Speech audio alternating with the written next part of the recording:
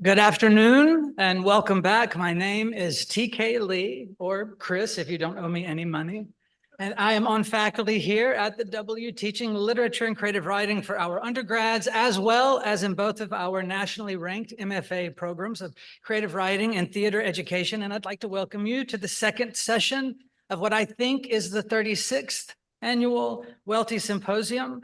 This afternoon will feature three writers, Minrose Gwin, James Cherry, and Gerry Wilson, and we'll conclude with the announcement of the winners of the Ephemera Award for our young writers.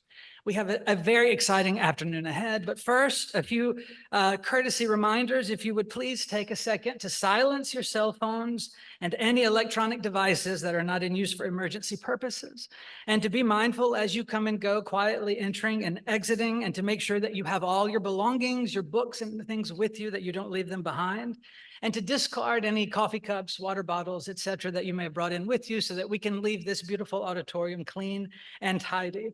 If you do those things, we would be very grateful, and I'm thanking you in advance for your cooperation. Like all sessions at the symposium, there will be a brief Q&A following each reading. And if you're planning ahead, there will also be a short 5-minute break after our second author, James Cherry, but I'll remind you of that later. And I think that I have now said all the necessary things I need to say. So without further ado, first up this afternoon is Minrose Gwin. She is the author of the novels The Queen of Palmyra, a finalist for the John Gardner Fiction Book Award, Promise, which was shortlisted for the Willie Morris Award in Southern Literature, and The Accidentals, which received the 2020 Mississippi Institute for Arts and Letters Award in Fiction. Her fourth novel, which brings her here today, is Beautiful Dreamers and was recently released by Hub City Press. She's also published a memoir, Wishing for Snow, about the collision of poetry and psychosis in her mother's life, as well as 4 books of literary and cultural criticism, most recently Remembering Medgar Evers, Writing the Long Civil Rights Movement. She was co-editor of the Literature of the American South with Norton and the Southern Literary Journal, and has received the Society for the Study of Southern Literature Richard Bill Davis Award for Distinguished Lifetime Service to Southern Letters. Minrose Gwin is a native of Tupelo, Mississippi, and began her writing career as a journalist, later teaching at universities across the country, most recently retiring from the University of North Carolina, Chapel Hill, where she was the Keenan Eminent Professor of English. So please, let's welcome to the stage now, Minrose Gwin.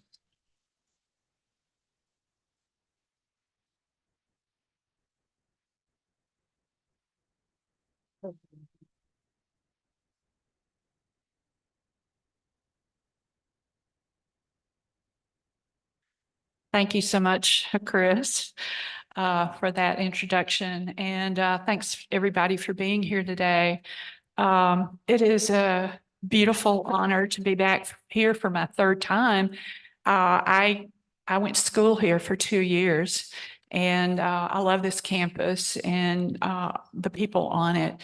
And I've just been I was just saying at lunch today, I've been just so impressed with the students here. It speaks so well of the faculty here. And so our students, when our students shine, we shine too. So it's a beautiful day, and thank you for being here. And thanks so much to Kendall and everyone who has shown us such hospitality. Can everyone hear me okay? This novel begins in a city that I live in now, Albuquerque, New Mexico, but I promise that by the end of the chapter, I will get you to Mississippi. So I'm just going to start at the beginning, and I'm going to read most of the first chapter, but it's too long to read all of it. So I'm skipping kind of a center part of it. And that'll become obvious as I read on. I'm going to begin with the 2 epigraphs in the book. The first epigraph is from the very familiar song by Stephen Foster, Beautiful Dreamer. Beautiful dreamer, wake unto me, starlight and dewdrops are waiting for thee. And the second epigraph is from a poem by Mary Oliver called The Chance to Love Everything. Did I actually reach out my arms toward it, toward paradise falling, like the fading of the dearest, wildest hope, the dark heart of the story that is all the reason for its telling? Certain stories are willful children. They run in circles without rhyme or reason. They are fierce and wild in their desires, wanting the future as much as the past. Suffice it to say that in the beginning, there were three of us, my father, my mother, and myself. And then, without warning, there were two. In the late summer of 1953, when we returned to Belcote, my mother had reached the dismal old age of 31.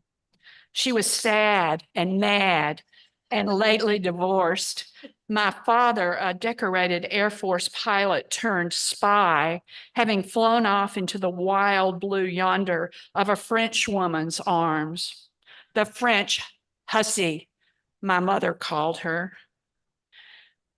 His desertion of us had soured her on MEN, so much so that she spelled the word rather than uttered it, as if it were a curse or referred to some unnameable body part. There were, in fact, only three members of the opposite sex she could tolerate. My grandfather, the lawyer, who pursued my father across the Atlantic Ocean and returned with a settlement that supported me in the rousing amount of $50 a month. Dr. Milton Campbell of Colorado Springs, Colorado, who'd ushered me into the world, a baby girl born blue and missing two fingers on my left hand, the tiny hand itself as withered and twisted as an old grapevine. And finally, my mother's favorite, her childhood friend, Mac McFadden. My mother had adored Mac since the moment he wet his diapers while sitting on her father's lap at her second birthday party, an event she celebrated by clapping her little hands together and laughing merrily. Mac's mother had named him Milton after the poet. She was a well-read woman, a teacher of British literature, highfalutin, some said. She admired John Milton, the way he saw Satan as a tortured soul, whose brand of evil flowed from passion and struggle and a love of beauty. It was enough to make you prefer him to God. Mac's mother was struck by her first male child's mane of gold, prettier by a country mile than his older sister's thin rim. By the second day of the baby's hitherto brief life, though, Mac's father, a no-nonsense shopkeeper, put an end to the Milton business and gave Mac his plebeian nickname, Milton being for sissies and English teachers. The name Mac, his father said, in excusing himself to his wife, would lend emphasis to his own family's ancient Scottish roots, baked to a crisp in the Georgia sun, then transported to the Mississippi Gulf Coast in 1804, a year after the Louisiana Purchase. Mac, my mother explained to me, was an unusual human male. Now we would simply call Mac McFadden gay, one of the countless gay men who flourish in small Southern communities. Back then, he was referred to as being light in the wingtips, a fairy or a flit or worse, though actually the locals of Belcote didn't talk much about Mac, preferring instead to observe him and roll their eyes. There was something, in fact, magically buoyant about Mac in his heyday. He was a large man, a substantial man, yet so blond and light-skinned that parts of him seemed translucent as he poured tea for my mother and me and offered us cold biscuits with apple butter and sharp cheddar.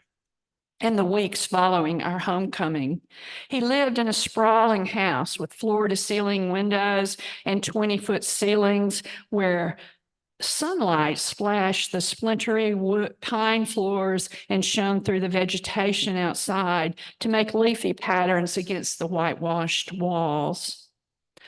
Mac's house sat squarely in the center of town behind the First Baptist Church. In a previous life, the place had been an 18th century French school for boys and had a wraparound porch used for entertaining. For what Mac lacked in visitors from Belcote, he made up in lavish parties with dozens of guests from New Orleans. Seersuckered men in Panama hats with long, delicate fingers that held glowing cigarillos and pearl-tipped mouthpieces. Beautiful, M-E-N, said my mother, her breath catching in her throat. On Saturday nights, they cavorted until all hours as the sounds of Benny Goodman and Ella Fitzgerald mingled with the moans and groans of the Holy Rollers on the edge of town. Some Sunday mornings, the guest cars were still there to shock the prim-faced Baptists on their way to Sunday school. Mac was brilliant, my mother said, a physicist by training, a Harvard PhD. He'd been stationed at the Pentagon during the war, ferrying top secret equations, many his own, back and forth between Los Alamos National Laboratory in New Mexico and the Pentagon. Afterward, when the war turned cold, Hiroshima and Nagasaki weighed heavily on his conscience, and he returned to Belcote and went to work for Ingalls Shipbuilding, which built nuclear-powered submarines. This eased his conscience only minimally, and in 1951, he quit, just 2 years before he would have been fired anyway, given that President Eisenhower would soon sign Executive Order 10,450 that prohibited those practicing sexual perversion from working for the government or its defense contractors. Fortunately for Mac, art was his second love after physics. This was as it should be, he was fond of saying, the two being averse reflections of each other. An art gallery in his Mississippi Gulf Coast hometown seemed just the ticket, and if not redemptive, at least relatively harmless. Some of this information I learned from Mac himself. Ever since I was little, his letters, addressed in a bold, almost indecipherable script, had followed my mother from pillar to post like a pack of playful puppies. Depending on where we were currently living, she stashed them in different places, which became more challenging as time went on, given their growing abundance in our shrinking domiciles. At the El Camino Motor Hotel, where we lived for the better part of a year in room 37, she situated them on sheets of newspaper and stowed them under the bed alongside the upturned remains of dead roaches. She told me never to touch her Mac letters, as she called them, but of course I did. They were full of news about his parties. Papa's old moth-eaten kilt was a big hit last night. And hometown people I didn't know, especially local boys who died in the war. The letters always closed with an earnest entreaty to hasten home. My mother wrote Mac back. She spent what I considered an inordinate amount of time on her letters to him, posting one every Monday morning, refusing to do another thing on Sunday until she had accomplished that task. She was secretive about these letters, scribbling like a madwoman, her non-writing hand shielding the pages from my prying eyes. Of my mother's old high school crowd, only Mac remained lively and active in Belcote, her girlfriends having been scattered across the globe by the winds of war, and most of the unmarried men under 45 having lost noteworthy parts of their anatomy, or worse yet, their minds in the fighting. My mother was an anomaly. There were a few young war widows in town, but no divorcees, and certainly none with an offspring in tow. In my case, a curly-haired, blonde child with an unfortunate deformity and the round freckle face of her Irish father, who was fondly remembered about town as a jokester, daredevil, prize-winning dancer, and speaker of gibberish from a multitude of foreign countries. My mother's name was Virginia Feather. She was the beloved only child of Martha and Memory Feather, having been born late in her parents' lives. In truth, my grandparents, who were third cousins, both bearing the name Feather before they married, and my mother, who'd taken back her maiden name against all convention, looked a bit like wetland birds. Each of them had a long, narrow neck and spindly legs, coupled oddly with a certain muscularity at the shoulder and thickness in the chest. My grandmother quite busty, as if their torsos were composed of folded wings. They walk with a forward thrust of the head and a backward trending of the buttocks, which in my grandparents seemed to grow more pronounced and pigeon-like as the years passed. At least so it seemed in the photographs they sent. In my mother, the effect was more delicate and graceful. Sometimes when she leaned forward to read Mac's scribblings, her neck elongated, she resembled an egret bent to the water at the edge of a marsh. In the course of a life, it can be hard to tell beginnings from endings, and in this case, they converged. After the war, my father returned to his first love, which was not my mother, but language. At Ole Miss, he'd been known as a whiz kid, mastering French, Spanish, and Russian in short order. After the war, he'd gone back to school on the government's dime, studying German at the University of New Mexico, just a few blocks from his posting at Kirkland Air Force Base in Albuquerque, and then was deployed to Paris to listen in on East German and Russian communications. Words, words, words, my mother complained as he walked around the house muttering to himself in a variety of foreign tongues. You talk all the time, but you don't say anything I can understand. When he absconded with the French hussy, leaving us quite literally high and dry in Albuquerque, she packed up 2 suitcases with our belongings, 3 paper sacks filled with Mac McFadden's letters, and me, also named Memory Feather after my grandfather. Struggling with his meager worldly possessions, we took 3 buses across town to the El Camino up on North 4th Street. There, she settled into her new job of cleaning rooms, which were used mostly for short-term purposes and stunk of old dust, body odor, and whiskey. In a matter of weeks, her small pink hands had flamed into red mittens, her dark hair dulled to blacktop on the road. The El Camino sign, which hung directly over the office, boasted neon lights in all colors of the rainbow. The yellow vacancy sign was always flashing. Single, a designation someone had taken to be a selling point, was a sickly green. In small letters, there was the promise of a quiet, comfortable stay, which only lit up after dark. At night, my mother fell exhausted into the lumpy bed we shared as I lay there watching the vacancy sign flickering on and off through the threadbare drapery that hung over our one small window. Soon after we moved into the El Camino, something in my bony chest clicked shut. That fall, when the chamisa bloomed yellow and buzzed with bees and the cottonwoods chattered expectantly, odd spells of breathlessness and disorientation left me unable to follow the lines in my school books. Some afternoons when the winds kicked up, I'd come in from school squeaking like a rusty hinge. My mother would have to put down her mop or broom and to draw a bath as hot as I could stand. As I sat in the tub, gasping for breath, she instructed me to count the small black and white tiles on the bathroom floor to determine whether there were more of one or the other, as if such a calculation somehow mattered.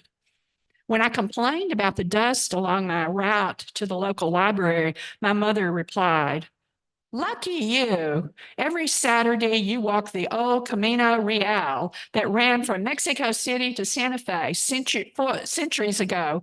4 centuries ago. Not many children have history right under their feet." My walk to Taft primary school where I attended fourth grade was dusty too. The road overhung with desert willows and Russian olives with their small silvery leaves. A flock of rotund guinea hens with their chicks kept me company, clucking companionably. The school itself was surrounded by a swath of farms. The farmers flooded their acreages of orchards and field crops of chili, corn, and alfalfa with the precious water that flowed from the Rio Grande into centuries-old irrigation ditches. On the way home in the afternoons, I often strolled the ancient acequias that ran full to the top in growing season and dry as a bone from October to April. Massive, gnarled cottonwoods with their muscle trunks lined the ditches, glistening and rattling in the early fall breezes. I should mention here, at the risk of being thought odd, that after our move to the El Camino, I began to hear things other people could not. To be precise, non-human creatures and sometimes even plants conversed with me. It was as if upon his departure from our lives, my father had left a door ajar. I'd slipped through it unawares, becoming, like him, a translator in the process. One night over supper, I told my mother that the school hamster had entreated me to free it. It wanted to eat fresh grass, feel the fall breezes ruffle its fur. She emphatically urged me not to reveal to anyone else the questionable fact that my ears had been set to a different pitch from all the other human ears in the world. Our silly little secret, she said, a smile playing at her lips. You'll outgrow it. Never mind. The world sang to me. When the golden cottonwoods rattled, I heard the sound of subterranean breathing, a whoosh, and then the sharp intake of air, as if the trees were expressing some barely restrained desire. Wanting, they sighed, thinking I imagined of water. When the water was flowing in these acequias, I would sit on the banks and watch giant crawfish nibble at the frogs, making them sing out, oops, and skitter across the water's brown surface. Sometimes I would sit there until dark, listening to the murmuring world. Sometimes, in this attitude of listening, I would look down at my hand, so curled in upon itself, my own paw, and understand that I too was an animal, albeit a misshapen one. So now I'm going to skip to the end of this chapter. Virginia Feather, Memory's mother, she is quite proudful, and she refuses to let her family, her mother and father know, or anyone else know, about, except for Matt McFadden, about her whereabouts and what level of she grew up in a middle to upper middle class family on the Gulf Coast, and Belcote is actually a stand-in for Bay St. Louis, Mississippi. Many of you probably been down there, and I have many times and love the place. And so anyway, but what happens is that through a private detective, the Memory Senior, the grandfather, the lawyer, learns that his granddaughter and daughter are in this sleazy motel. And meanwhile, in the middle part, I didn't read, Virginia has prostituted herself to keep some food on the not the table, because they didn't eat on a table, but the food on the bed and the chest of drawers for them. So I'm going to pick up here at the end of the chapter. So Memory comes back into the hotel room after when she's coming home from school one day. Sitting in the one rickety chair in our room was a large man with the pointed teeth of a possum. My mother paced back and forth in front of him, her hands on her hips. He was a private detective, as it turned out, sent by my grandparents. He was explaining that my grandfather had retained him to find us. Moreover, the first memory planned to go to court for custody if my mother wouldn't bring me home. The El Camino Motor Hotel was no environment for a young girl. The jig was up. My mother's determined run at a poverty-stricken life as a motel maid was over. In effecting my rescue, my grandfather purchased my mother and me tickets on the CSX rail line. Over the long days and nights of the train trip home, I pressed my face to the window of our double berth and watched the high desert give way, with its red mesas and long vistas, give way to lush green valleys and prairie, then to flat delta land where men, women, and children bent over weary rows of cotton as far as the eye could see. In the reflection of the glass, my own small skull, a ghostly imprint on the face of a vast landscape. Over the drowsy miles, my mother told me stories about the Mississippi Sound, how it carried memory and history in its slosh and swirl, how archaeologists had unearthed great burial mounds and towering oyster and clam middens in the Sound's adjacent estuaries where Indians had harvested shellfish. How thousands of years later, women from Santo Domingo had been brought in for French explorers to take for their selfish pleasure. How Bienville's men had fished from the Sound's teeming waters with their bare hands. When I finally tumbled off the train at the Bellcote Depot that muggy September night and fell into my grandparents' unfamiliar arms, a warm, wet breeze slapped me awake. My sinuses popped gloriously open at the scent of salt, and I took my first deep breath in a year. It was as if I'd been given a set of gills. The next morning, a basket full of oranges, lemons, and kumquats appeared on my grandparents' upper deck, along with an engraved card bearing Mac McFadden's name and the message, "Welcome home, dear Feather," his pet name for my mother. The following day, Mac himself came calling. He looked like a Viking with his electric blue eyes and full mane of hair the color of the sun. "Little Feather," he proclaimed, thrusting a box of Ruffles Stover chocolates at me, then sweeping me up into his muscular arms as if I were his own long-lost child. He took my withered hand in his, and of all things, touched it to his lips and kissed it. Then he whispered, "We're going to have a ball, sweetheart. Just you wait and see." I buried my face in the lionly ruff that sprouted from his open collar and hugged him in the way I'd seen daughters on the newsreels hug their soldier fathers coming back from the war, the way I would have hugged my own father had he not gotten lost in the arms of the French hussy. My mother appeared in the doorway. "Oh, Mac," she cried out, reaching for him. "What a disaster." Her face crumpled.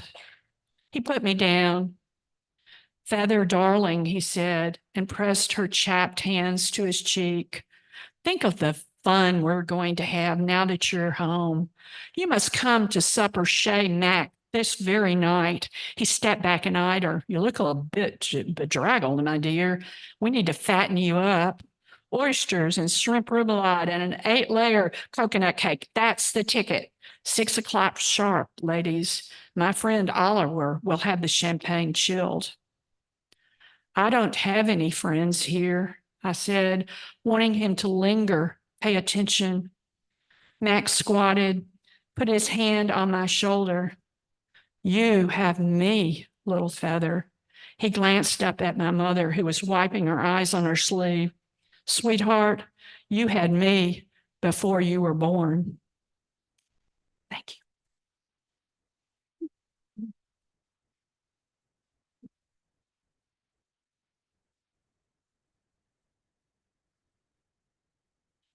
Well, Questions, please?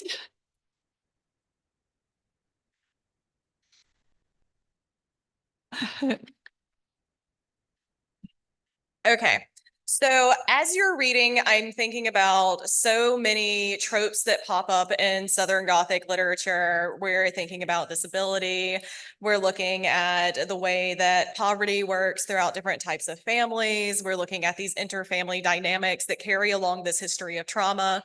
Do you purposefully work inside the Southern Gothic, or does that just naturally pop up inside your literature? Like, what hauntings are there? What ghost? Is it on purpose or is it accidental? Or are you just playing around? Thanks. Thanks for the question. It's so interesting because when I launched this novel in Albuquerque, that was the first question that popped up there too. So I'm a little more ready for it this time than I was before.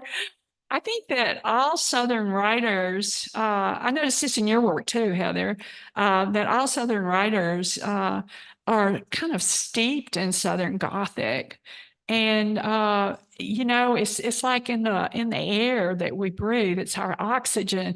We may not purposefully take it in and say, oh, okay, so this is Southern Gothic, so I'm going to use this. But it's in the air we breathe. And before I started writing, first I wrote a memoir and then the novels. But before that, I was a literary scholar.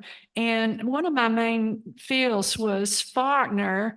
And another one of my main study interests, and also I taught courses in Toni Morrison. And so I feel that I've absorbed many lessons for both of those absolutely great novelists. But I also feel that I absorbed some of the Gothic from there. And of course, I don't know about the high school folks here, but when I was in high school, one of the first things we studied in American literature, many of the first things, this is before we were studying some of the things that we study today, but it was Edgar Allan Poe. And, and what you said about the dead woman really hit me because I started thinking about Poe just immediately, when you said that. So that's an interesting part. And also, the novel gets a lot more Gothic as it goes along because there on page 75 appears the villain in the story. And what happens in the novel is, for those of you who haven't read it, is that Mac and Virginia and Memory have a family. It's a very unconventional family I guess it would be unconventional today too, but it's super unconventional in the 1950s and in a small town in Mississippi. And so they form this unconventional family and live together, and they love each other, and each fills a vacancy that the other needs filled. And so and they have all these societal pressures that push in on them. There's the homophobic violence that Mac experiences. There's also a great deal of violence against him because he assists in part of the coastal part of the civil rights movement, the Biloxi wait-ins. And so he's getting the family is getting a whole lot of pushback externally. But what happens on page 75 is the villain shows up. His name is Tony, and he shows up, and he is a seductive and charismatic villain who is very, very predatory.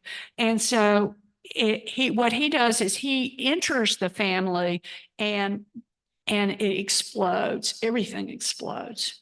So it's an internal force that really divides them, not all these external forces that do. So, and things get pretty gothic there at the end, toward the end, yes. Thanks for that question.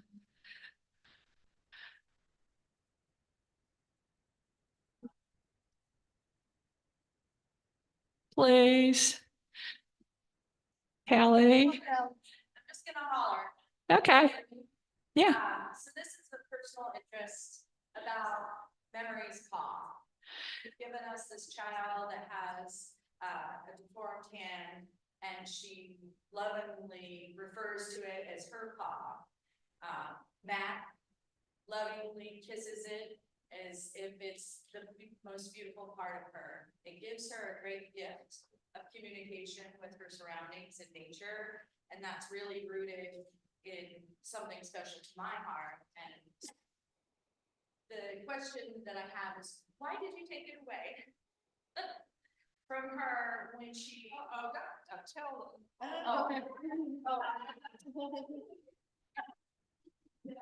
Why did I? Or an opportunity. There's talk throughout the book about having some surgeries and things. Maybe we can talk about what that meant, giving her an ability to hear animals and trees and things like that. Okay. Yeah, that's such a astute question. And I'm not sure that I need to give an answer to it because you kind of gave an answer to it in the question itself, which is wonderful. The paw, several people have asked me why the paw, why that?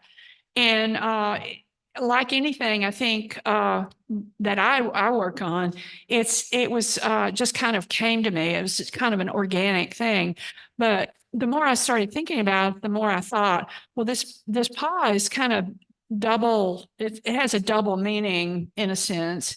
One is that it is a signifier of her loss of her father. And in that case, which she feels very strongly. And this is one reason that she and Mac McFadden the child and Mac McFadden become very close over the years. And this starts when she is 10 years old and ends, most of it anyway. And it ends when she's off to college and so forth. And so, the paw is a signifier of loss. And but then on the other hand, the paw is an affirmative thing because it is a signifier of her relationship to the natural world and to other into non-human animals. And one of the my favorite characters in this novel is a very large black cat named Minerva. And she feels very affiliated to Minerva, and Minerva speaks to her at many points during the novel and tells her that, things that she needs to hear, but that she doesn't hear because she is still a child and still rather innocent and so forth. And so I guess it's not giving anything important away to say that in the end, she does have the surgery on her hand. And at Mac's insistence, and she becomes like, she says, like other girls, and she can no longer hear animals. She can no longer hear plants whisper to her or murmur to her. She can no longer hear the murmur of the non-animal world. And that's a loss of some sort, but it is a gain of another sort in that she becomes pretty much like others, other young women. She's a young woman by that time. And, one of the things we were talking about, I think in terms of Brooks' memoir this morning is the child's voice and the adult's voice looking through this. Well, what you got today from me in this reading was the child's voice, really. The adult's voice starts to come in. I think you see the adult's voice in the vocabulary, although this girl is brilliant. You see this kind of as the book progresses, you get to see more and more of the adult voice looking back on the child's experience too. So it goes like that throughout.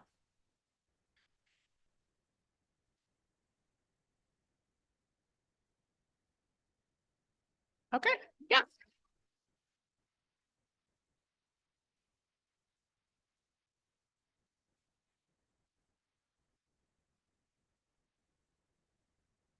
All right, moving right along, our second author this afternoon is James E. Cherry. He has written 4 books of poetry, 2 novels, and a collection of short fiction. His latest collection of poetry, which brings him here to us today, is Between Chance and Mercy. He has been nominated for an NAACP Image Award, a Lillian Smith Book Award, and a Next Generation Indie Book Award. His work has been published in journals and anthologies in the United States and abroad. He has an MFA in creative writing from the University of Texas, El Paso, and currently resides in Tennessee with his wife, Tammy. An excerpt from the London Grip Poetry Review writes that Between Chance and Mercy is a quiet but in an insistent way brings poem after poem as a call to action, illustrating how humanity still cannot yet curb its social ills or the effects institutionalized and historical racism bring. While it is highly personal, it is also highly universal. And though it is also strongly political, somewhere along the lines and stanza breaks, one can sense hope for mercy. It is, they write, one of the most necessary books of poetry to come out of the United States since the turn of the century. So let's please now welcome to the stage, James Cherry.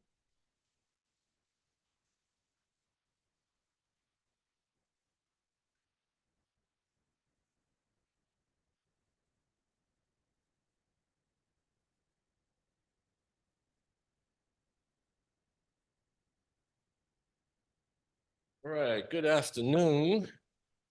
Thank y'all for letting me stop by and for a few minutes and read a handful of poems. We had an eclipse earlier this year, and I'm going to read a poem from an eclipse we had in 2017, and it's titled Eclipse.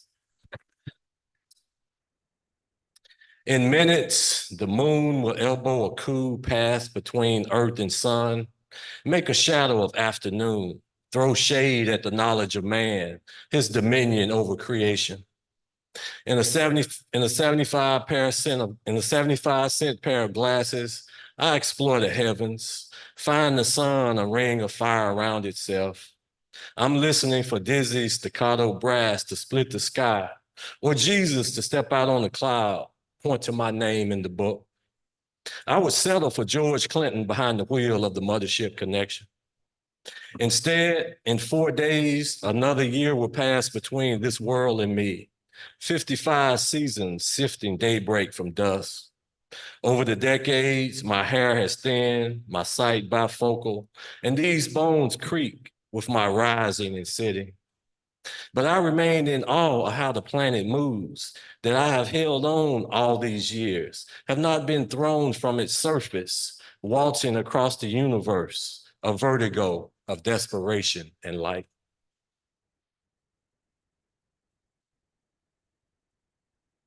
Poem from my father called The Toolbox. The final hours of the year fall rolled me in twilight beneath the hood of an 8-year-old BMW. My oil-stained fingers slip between shifting shadows, fumbles fading afternoon light. I kiss the skin knuckles on my left hand, curse the standard socket in my right, stomp into the corner of the garage, disrupt the order of solitude with slamming drawers, rummage contents. Top shelf right corner, just within reach on tiptoes and the touch of fingertips, a toolbox. I blow cobwebs from its metallic heaviness, mites confetti around my head, rub my hand across its lid and faded black leathers, my father's name. 3 syllables. My fingers recite the name, my name too, over and over. I have carried his name across the earth for 6 decades. I trace each letter on the box from 41 years of dust, Rise the rhythm of his voice and steady footfalls, the courage of callous hands, his weathered character and dignified deathbed. I flip the latch, raise the lid, turtleneck sweaters, Old Spice, Jack Daniels, and light escapes. Reminds me that I have everything I will ever need to finish the job. Okay, so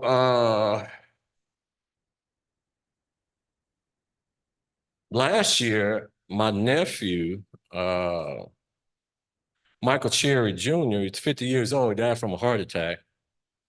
And he had a younger brother, Brian, who died in a car accident maybe 13 years prior. And so Michael Jr.'s nickname was Junebug. And his favorite team was the Cowboys. And I think that's all the references for this poem. This is called Junebug Tosses a Football in Heaven. The first minute of forever finds you on a verdant hillside, cerulean sky around your shoulders, eternal sun rising in your eyes, a cowboy jersey on your back, a football gripped across the seams and sailed into the face of the wind, into your baby brother's hands. We hear echoes of your voice and thunder after midnight, new rain on the morning, the laughter of your children's children. Our prayers are frequent and numerous. Their answers are slow to return. Only leave the word why to fill the void. But there is solace in the truth that you are beyond the pain that bound you to this place. A cool spot reserved for you and Bryant to rest after playing catch, and that daybreak has never forsaken the horizon.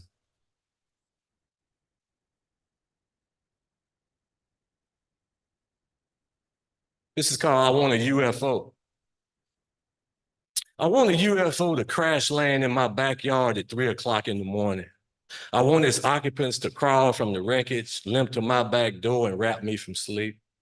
I want to wave them in. Their color or the gender they prefer will not matter. To cleanse cuts, splint sprains, to sit, eat leftover collard greens and cornbread, or a bowl of Cheerios.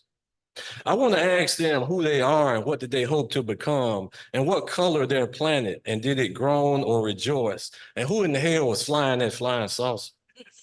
I want to know what on earth are they doing in West Tennessee on a Saturday night and how do they feel about white folks in outer space who carry a catechism of colonialism. I want to know when was the last time they bumped into God and was he born old and when is his birthday and does he ever wear a wristwatch? I want to ask if they want a Dos Equis or a Jack Daniels for the road, and who's going to pay me for my roses and azaleas as we stand under moonlight and magnolias. I want to know, do they believe in humans, and are they ever disappointed, and who buries a planet when it dies, and why are they crying as they enter their craft and become 3 lights sucked into the sky?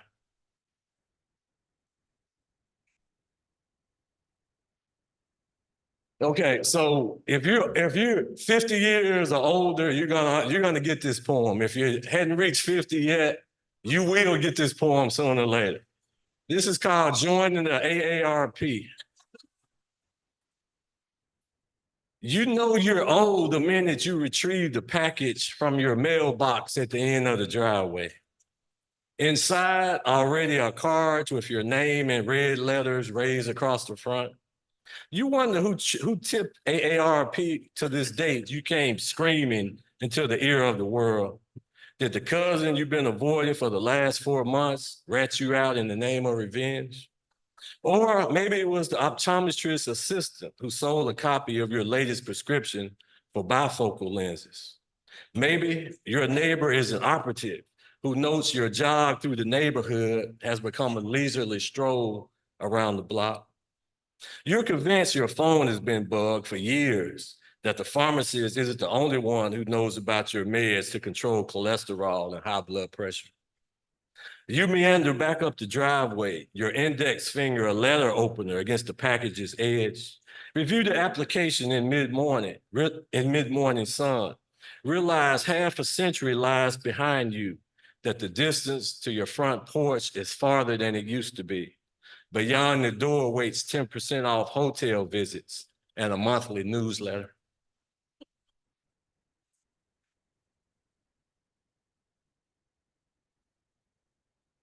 Okay, so where I live in Jackson, Tennessee, which is about 3 hours in West Tennessee, there were some colored troops, 61st Regiment, and we recently erected a historical marker in their honor.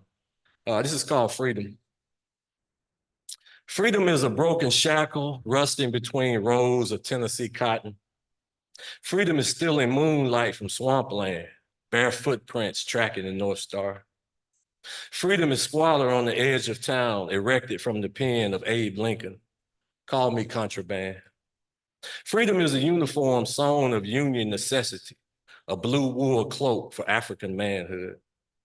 Freedom is $6.50 less for a colored troop, compound interest on insult and disease. Freedom is a regiment of runaways, black faces armed with courage and Springfield rifles, Johnny Reb enraged in retreat. Freedom is 600 hands in surrender to Bedford Forest's bayonets, the Mississippi hemorrhages at Henning. Freedom is an heirloom around Harriet's neck, bequeathed to her children's children and those waiting to be born. Freedom is an unmarked grave on some great getting up morning, raising a hallelujah. Okay, so down the road in Memphis, of course, you should be familiar with Tyree Nichols, who was murdered by police. He was only a block. They were beating him and he got up and ran, and he was only a block from his home at the corner of Castle Gate and Bear Creek. I mentioned Cup Foods and Chicago Avenue South. That's in Minneapolis, where George Floyd was murdered. And so Tyree Nichols, one of his habits was taking pictures of sunsets. And so that's also mentioned in the poem. This is a poem for Tyree. I heard a black man cry for his mother today. Another black man, just an ordinary day. Listen, at the corner of Castle Gate and Bear Creek, it's the same slave block howl after the auctioneer's gavel. Southern shrieks from rope and gasoline. One long moan exiting Cup Foods, rolling down Chicago Avenue South. Its echo will undoubtedly follow and find you next door to yourself. Or if you have lost your way home, we'll demand to know, how many lynchings does it take to save my life or that of your own? How does a black mother forgive herself for delivering a black baby boy to the altar of America? Except she pluck a handful of sunset from the Memphis horizon. Hold on until light gives birth to itself.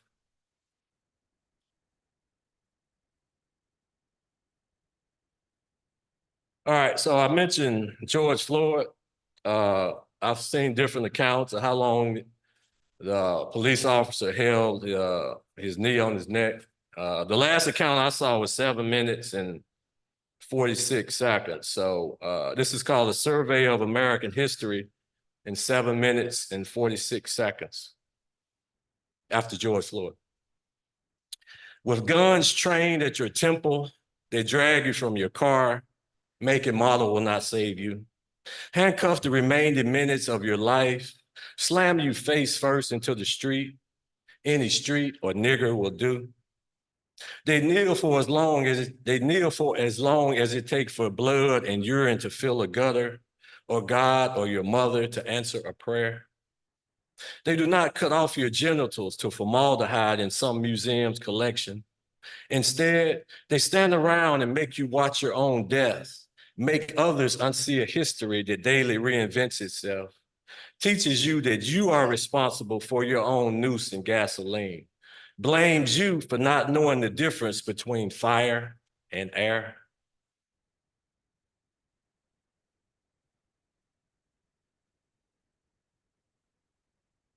Okay, so before Jackson, Tennessee became Jackson, Tennessee, it was known as Alexandria.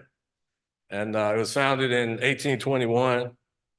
And of course, slavery was in effect then. And doing my research, the oldest recorded will and testament belonged to a guy named Doak. And of course, he had slaves on his property, but his last will and testament included children. So there was 5 children on this plantation. And I thought about that, there's been documentaries and books written about slavery, but I haven't seen a lot of scholarship focusing on children in slavery. And, being a local story, it really impacted me because if you can imagine just how cruel it would be to ask a slave child, what did they want to be when they grew up? That would be a terrible thing to do. So this is a poem called A Slave Child's Confession. I wasn't the only child on Master Doak's 50 acres. There was Dicey, Esther, Nellie, Phyllis, Andy, my name Henry. We were southeast of Alexandria, long before the whole land was named after a president a long ways from here. By the time I turned 8, I did the same thing the grown folks did, chopping cotton, slopping hogs, tending to what Master's wife, Miss Patsy, needed tending to. I was always hungry. I felt like a pig at a trough. I learned to scratch and curse the other kids over potatoes, grits, pot liquor. Our black bellies all shining and swollen. My ribs shined through the holes in my shirt. The only thing younger kids wore was their naked bodies. In the shadow of day, we climbed trees, galloped stick horse or hide the switch, where we had a hickory and whoever finds it would chase the other kids to try to whip them. We slept in one room, side by side with another family, a fireplace in between. Pa made us a table, benches, and a bed. Before Sunday go to meeting, we go down to the river. It tell us what we look like. Some nights, Master come get Esther or Phyllis when he think ain't nobody looking. Or maybe he don't care. The grown folks say that the world is big and round. But as far as I can see, it ends at the end of a cotton field. It has to be flat because everybody that's ever been sold, I ain't never seen again. The grown folks say the change is coming, that the town won't be called Alexandria no more. It will be named after General. I say that's okay too. Nobody ever asked me what I want to be when I grow up. And I say that's okay too. My name is written in the book. When Master died, I belong to his son, Allison Fielding, me and a dark gray horse.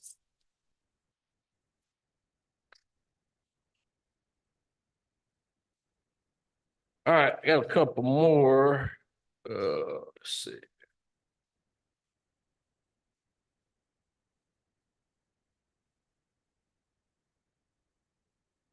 All right, I read a couple of poems during the coronavirus. This is called Social Distancing.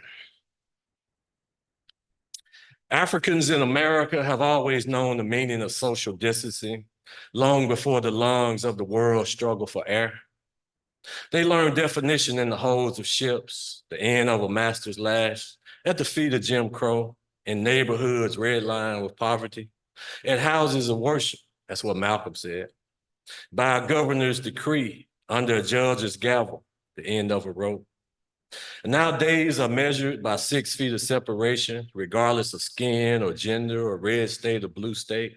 This virus come to do what amendments to a constitution could only dream of, remind us of our common future.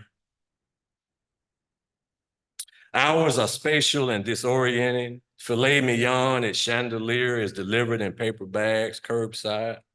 The marquee at the Empire Theater, blindfolded. Planet Fitness's parking lot is distended and slovenly. The Clippers at Pearl's barbershop refuse to sing. This Sunday, my neighbor Shane, a white man, stands on his front porch and stretches in the cool, crisp air. I raise my window, shout his name across the morning, and applaud that he is alive.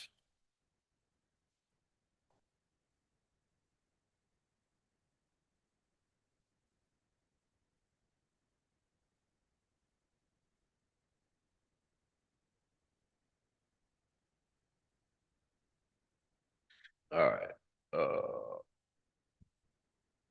This is called The Mask. So you familiar with Paul Laurence Dunbar's famous poem, The Mask? Anybody familiar with that? Okay. So this is a take on Dunbar's poem. I sleep with a mask each night, wake in the morning to poet the city's pandemic street. Paul Laurence Dunbar, you know who I am. I'm the same cheek turned at a 5 and dime lunch counter, eyes blooded on a Sunday bridge against the Alabama sky. But this mask, a century later, is what remains of an assassinated dream, the smoldering ashes in an ex-hustler's speech, a president's post-racial society. This mask explodes, shotgun after a neighborhood jog, Glock in a bedroom after midnight from 8 no-knock bullets. This mask seeds stereotype in dollar store clerks. And this mass seeds stereotype in dollar store clerks upon interest, blooms fear of a natural born suspect in baby blue eyes. I exit with disinfectant spray, readjust the mask, my only protection against a fetid nation in search of a remedy for its past, a vaccine against its whiteness. All right, 2 more. So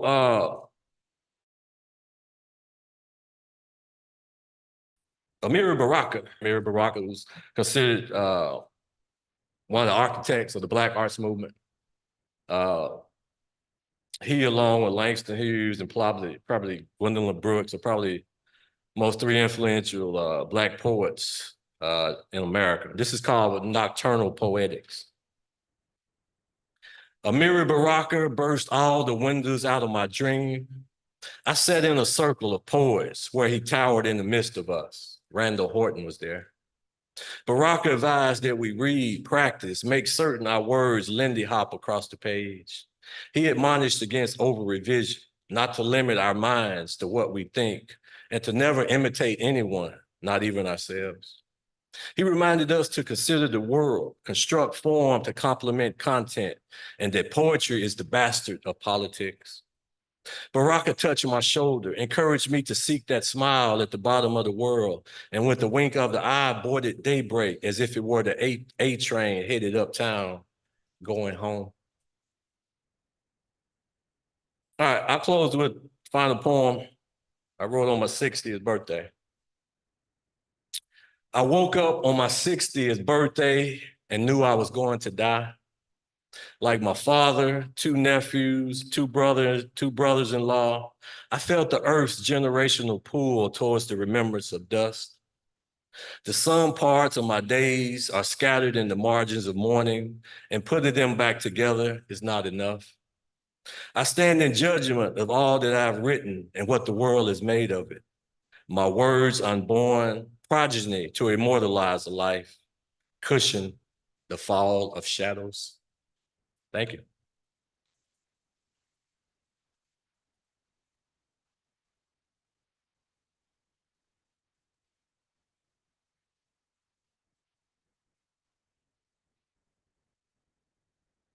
Questions or comments or complaints?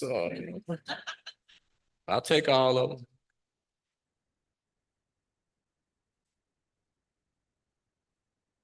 Hi. Hey, how are you? I'm good. How are you? I'm fine. All right. So I enjoyed your book of poems. It was a great representation of being a Black man dealing with grief, aspirations for life, and the trials and tribulations in America. My question for you is, what type of advice would you give a poet who's wanting to express those type of emotions? How do you get it on the page? Well, I tell anybody that's trying to write or want to be a poet or a writer, it's essential that you read as much as you can.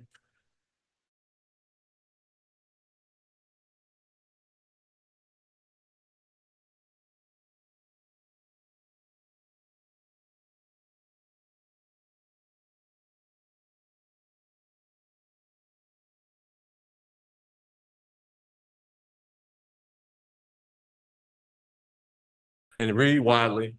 The other thing is to just be sensitive each day, where you are, your surroundings, And, you know, if you're gonna wait for inspiration to strike, to write a poem, you may write one poem every 10 years or something like that. But being alive every day is inspiration, right? So if you ever feel like you need something to write about, just make a list of 20 things you did today.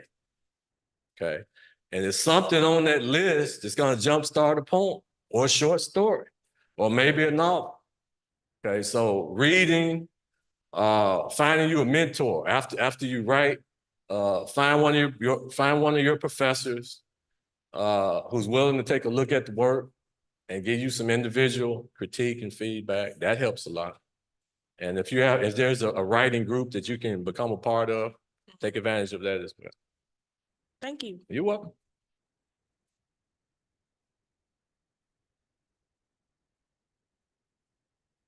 I will echo my colleague Tamia's thank you for this collection. I think it brings a voice to a generation of Black poets, the post-Harlem Renaissance voice that we greatly need. So I want to thank you for that. But in speaking on voice, I noticed that you in this book, in this collection, that you are speaking from various different voices using different dialects and sort of conversations for the speaker. And I'm wondering, when you're writing a poem, how do you determine the voice you're going to use, and what inspires the voice that you plan to use? Well, for the slave child, you know, that was pretty cut and dry.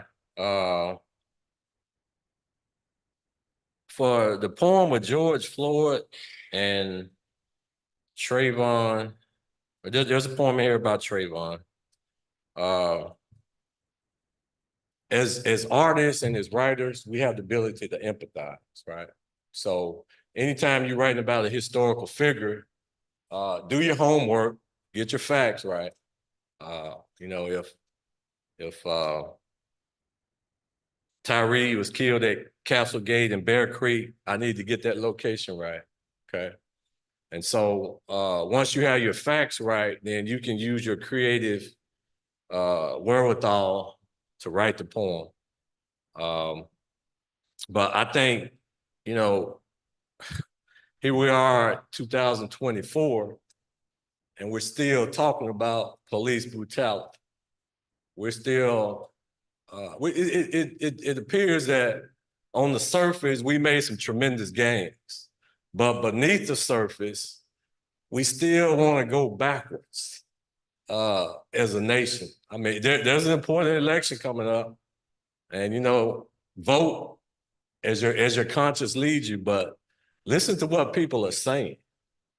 And so it's not a difficult leap to write about police brutality, because that's an issue that's in the DNA of Black America, right?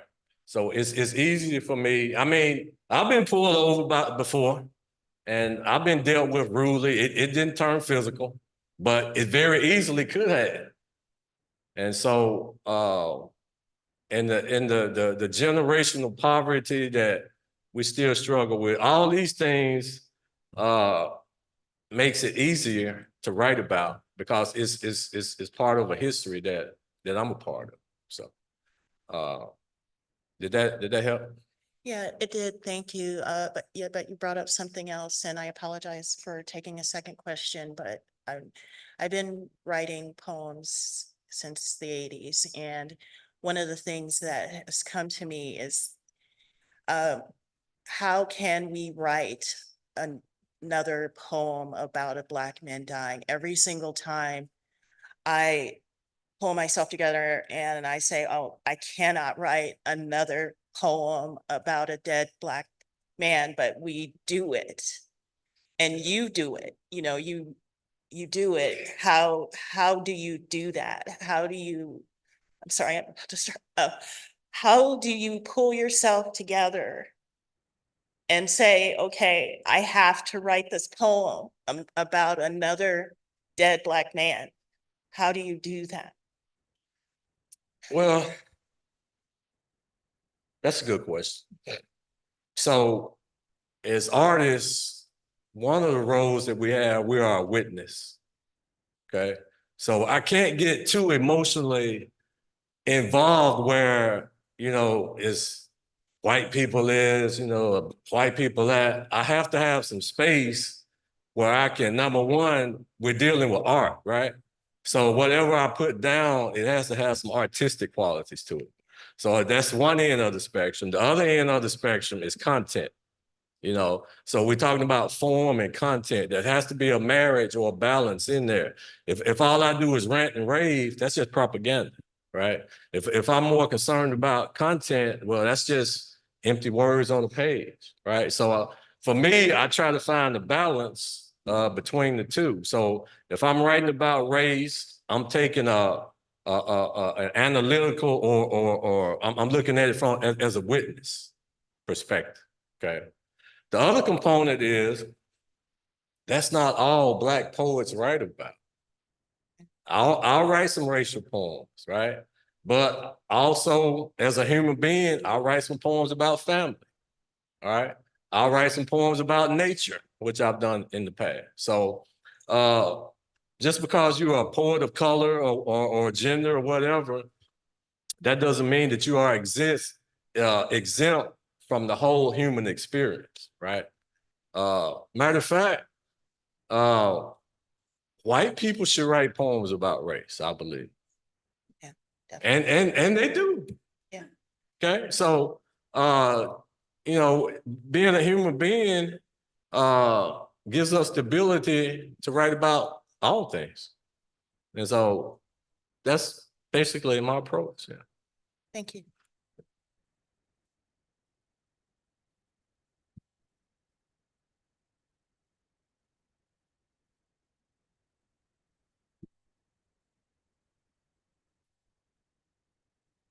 Hello, I'm Morgan. I'm from the MFA program.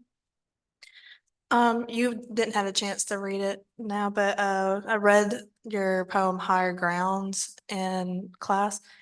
And the last 3 lines, a dark hand rises, refuses to surrender until history crumbles into a lie or stone eyes give birth to tears.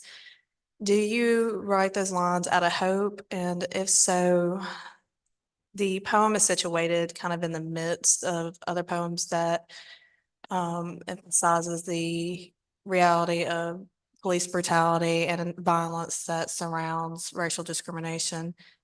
What importance is it to you to put this bit of hope in the midst of that violence rather than at the end? Yeah. Well, I'm a hopeful poet. I'm a hopeful person. When I think about oppression and all the things that you consider the history of Black people in America. There was 250 years of slavery, right? Which probably would have wiped out any other group of people, right? So we survived that. There was 150 years of de facto slavery, Jim Crow and the Black codes and all that. We came through that, okay? You look at some of the legislation that had come down through, the Reagan years, and now this other guy we've been dealing with, right? So we are survivors. All right. So it really doesn't matter. It does matter who the next president will be, but we're gonna still be here. I mean, it's for me, it's the nature of Black people to survive. And I'm always hopeful. I don't see the glass as being half empty. I see it as being half full with potential and possibility. So Thank you so much. thank you. All right.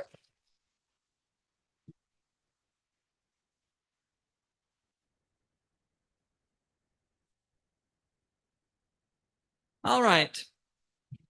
A 7th-generation Mississippian, Gerry Wilson grew up in the red clay hills of the North that she writes about in her debut novel, That Pinson Girl, released by Regal House Publishing. Her short fiction has appeared in numerous journals and has garnered accolades, a runner-up for the Porch Fiction Prize 2024, a finalist in December Magazine's Kurt Johnson Prose Award for Fiction, and she is a 2025 Mississippi Arts Commission Literary Artist Fellowship recipient.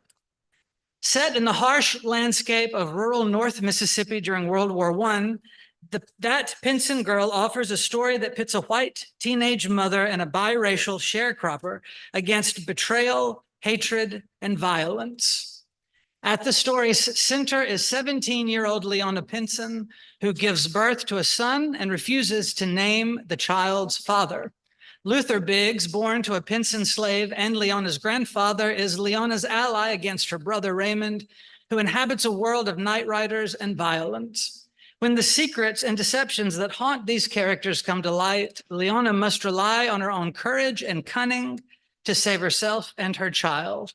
Praised for its lyricism and unflinching focus, this dark historical novel engages timeless issues of racism, sexism, and poverty.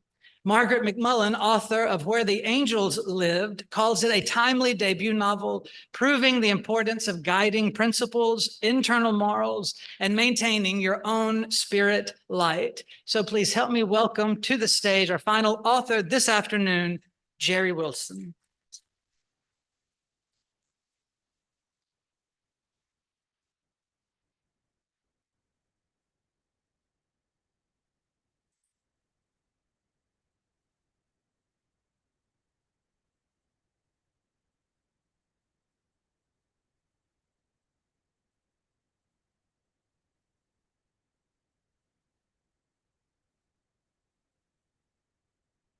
Oh, my goodness.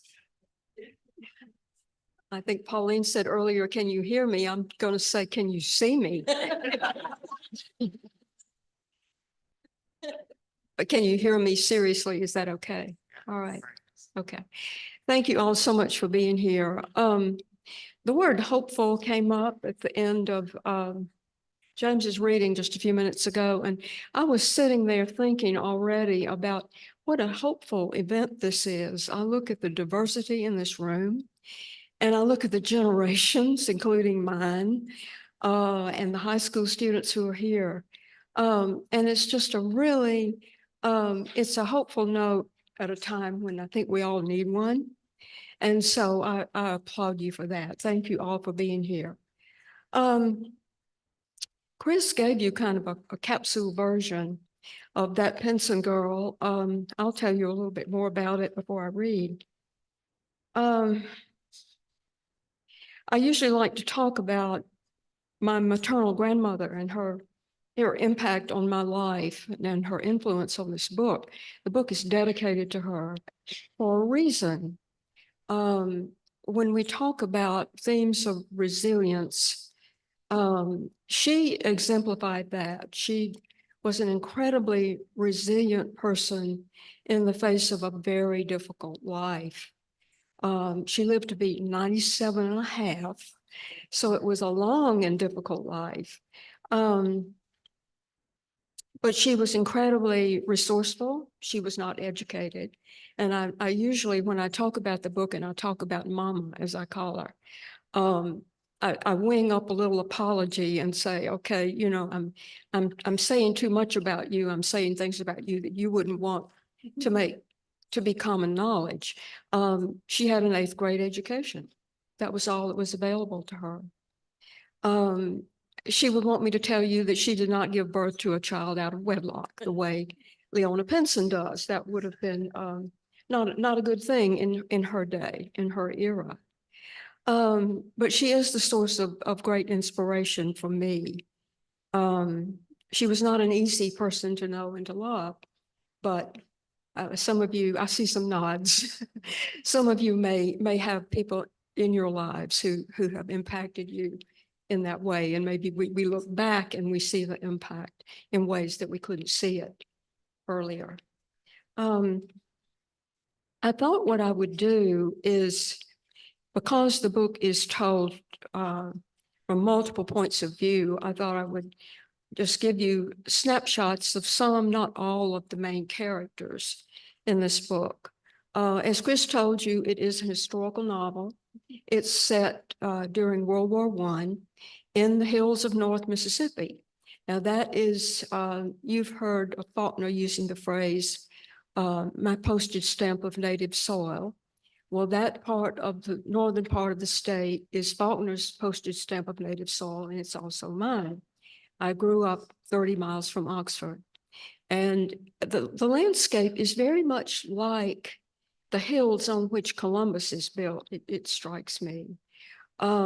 It's a very beautiful landscape, but it's also incredibly harsh at times. It was a hard place to eke out a living, particularly some years ago. But the landscape is really important to me, and it's important in the book, and you will hear a little bit of that in the parts I'm going to read. I'm going to open with the first scene in the book, which is a birth scene. Leona Pinson gives birth to a son and refuses to name the child's father. This renders her pretty much an outcast, even among her family and the folks closest to her. The one person Leona loves probably more than anybody else and who loves her is a biracial sharecropper named Luther Biggs. And Luther is 50-something when the novel opens. Luther is the child of slaves.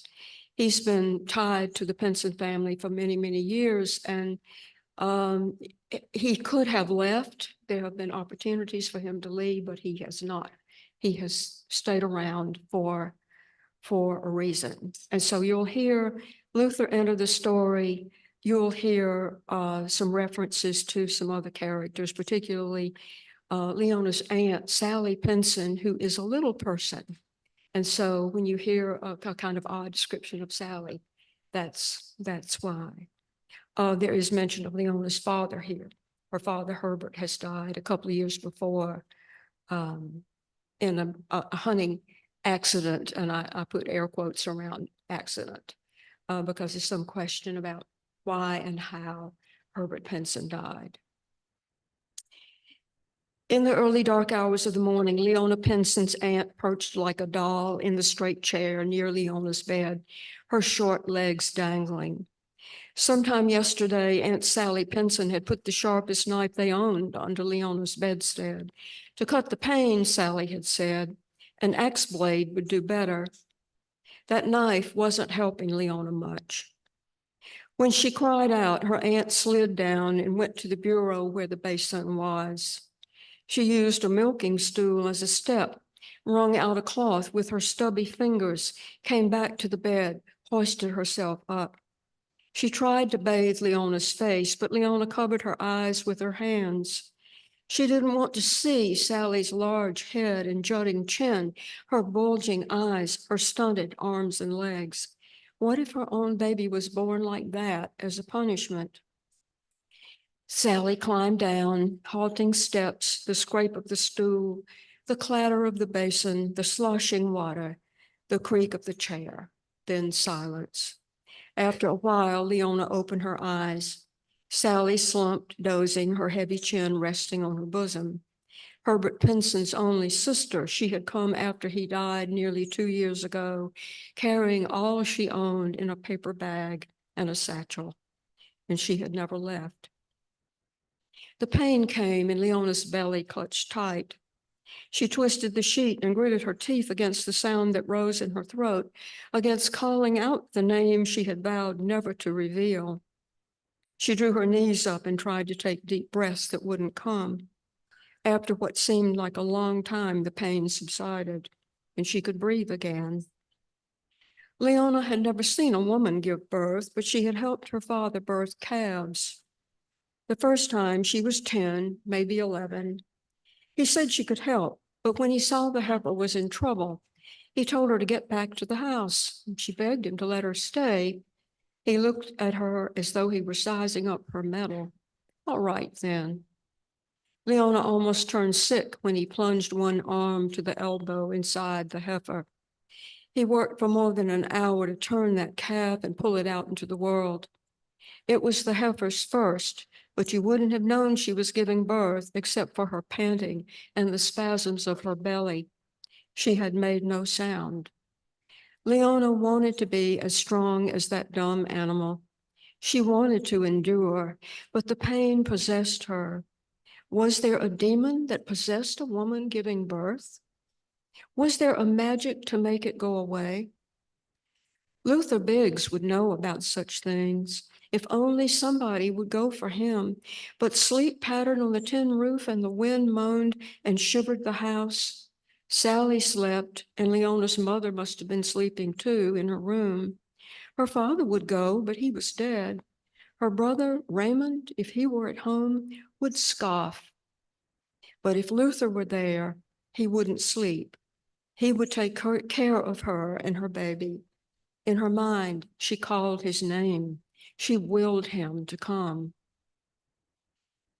And then the story shifts to Luther's point of view, who comes wide awake from a dream or a vision of Leona Pinson standing at the foot of his bed, hugely pregnant, terrified, begging him to come to her.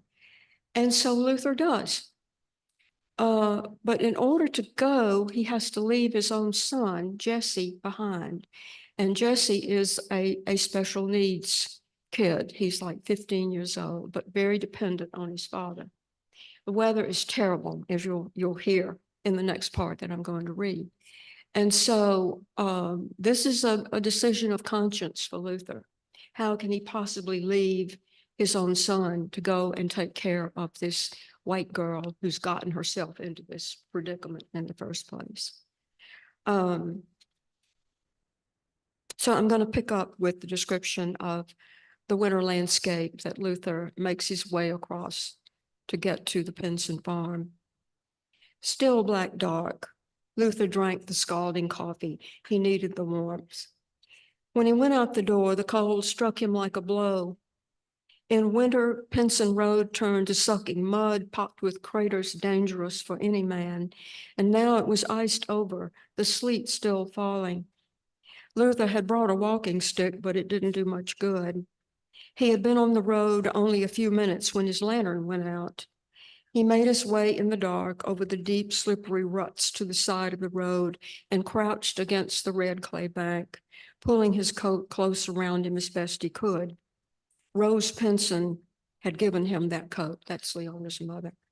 It was too small and threadbare. He waited a precious half hour. With the coming of light, the world still seemed pre-dawn dark, shrouded in gray, land and sky the same. Cold to the bone, he moved on. His chest hurt with each intake of sharp air. From time to time, he gripped his stick under one arm and rubbed his hands together and blew on them. His breath came in a freezing cloud. Death skulked in these woods and might step out from behind a tree, might put his finger against Luther's chest and say, "It's time." But Luther had faced death before. He wasn't afraid. The Pinson place sat low in the hollow against a line of bare trees. The house weathered gray as the landscape. On three sides, cotton fields gone to black stubble. And beyond the house, the barn and the sheds, once whitewashed, now gone to gray too, since Herbert was killed. And beyond that, forests of virgin pine, oak, walnut, hickory, and tupelo trees, older than Luther, maybe old as the land itself. A crow swooped low, and Luther stumbled. The bird made another pass and perched on the fence only feet away. It ruffled, stretched its wings, and turned its black eyes on Luther. "Go on," he shouted, waving his stick. "Go on now." The bird flapped its wings in a fury and lifted into the mist. By the time Luther reached the yard, the sleet had picked up and mixed with snow. Setting in, by night there wouldn't be any moving around, and Jesse would be alone all day, all night. What would he remember to bank the fire? Would he even remember to eat? Luther crossed the yard and cut around the side of the house. He looked for some sign, a light, a sound, but saw and heard nothing until he reached the back where the land sloped steeply down, and the brick pillars on which the house stood were almost as tall as he. From the kitchen windows, a flicker of light reflected on the frosty ground. He heard footsteps inside, the scrape of a stove grate. Who was up and about?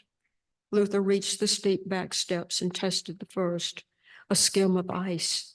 He grasped the rail and climbed, and set his lantern on the porch and tapped on the kitchen door.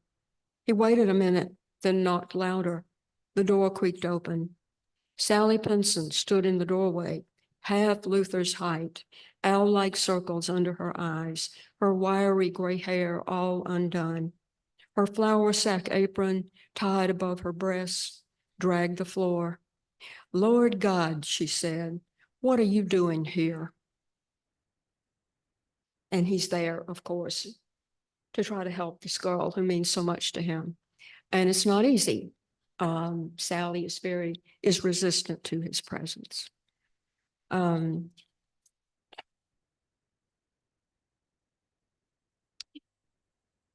going to skip over and read you a little bit of the scene.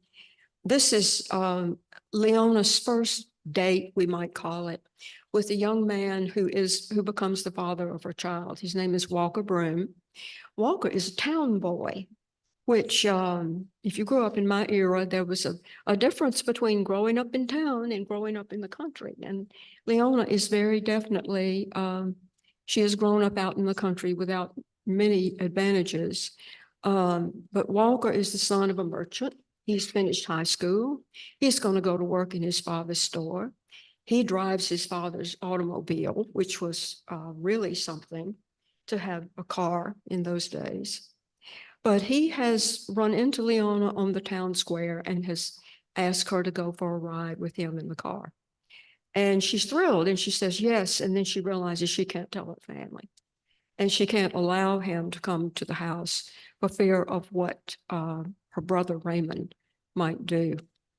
So she arranges to meet him at a place called Hawks Creek, which turns out to be a pivotal place in the novel in many ways. So here's Leona waiting for Walker to show up.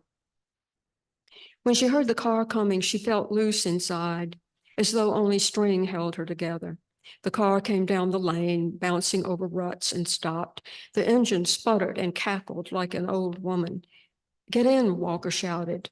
"If I cut the motor, I'll have to crank it again." So she climbed in the car and he backed up and sped down the rutted lane and swerved out onto Pinson Road, churning up dust. The car lurched along in fits and starts, not like the steady trot of a horse. Once she got used to the jostling and the noise, she enjoyed the rush of wind and the landscape passing by like a picture show.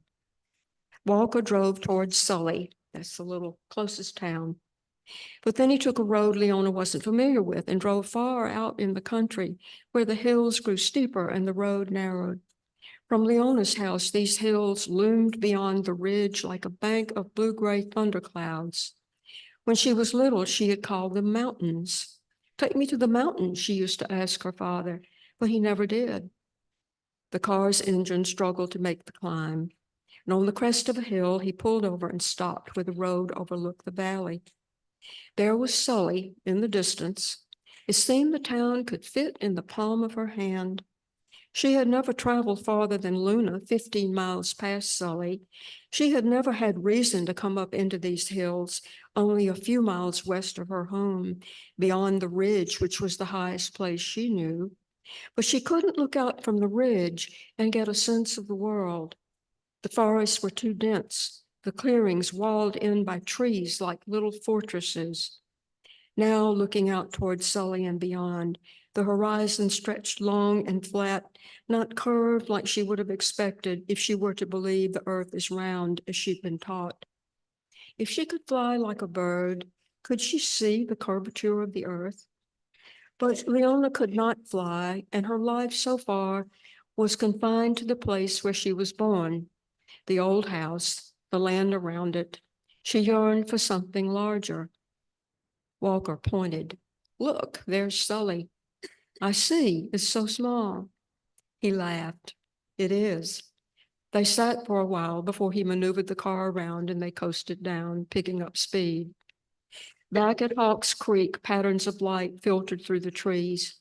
Leona recognized the calls of mockingbirds, jays, cardinals, the bright, loud whistle of a wren. Any day now, the birds would fly south. Sometimes Leona wished she could go with them, but not today. So that's the spark between Leona and Walker. Let's see.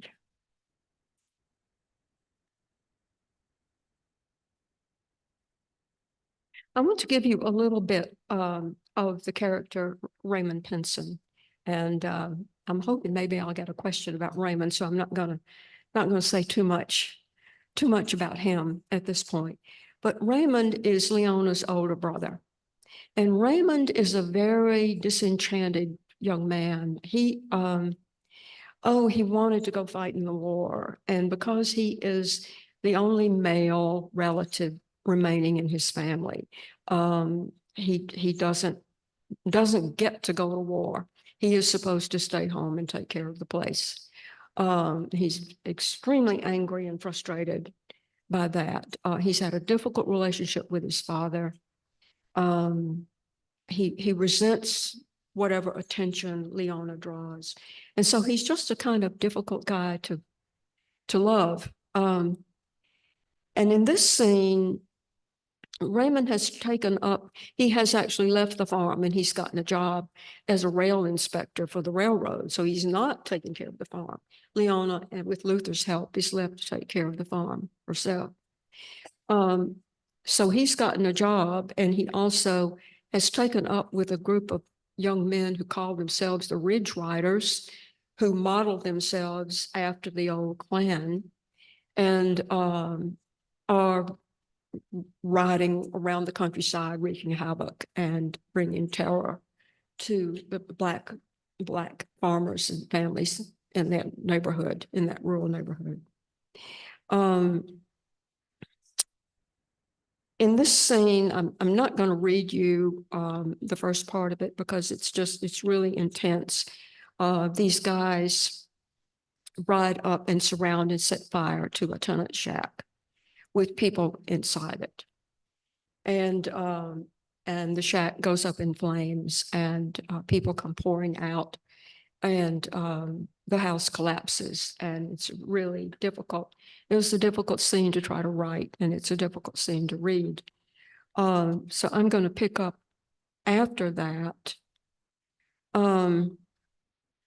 with what happens right after. The Ridge Riders, by now they have a name, lay low for a while. A month later, they burned the Negro church at Luna to the ground. Nobody was inside it, so nobody got hurt. And Raymond felt better about that. He didn't like the idea of killing women and children for no good reason, except that they were colored. The men, now that was different. The night they burned the straw man at Luther's, Raymond went along, but he kept his distance.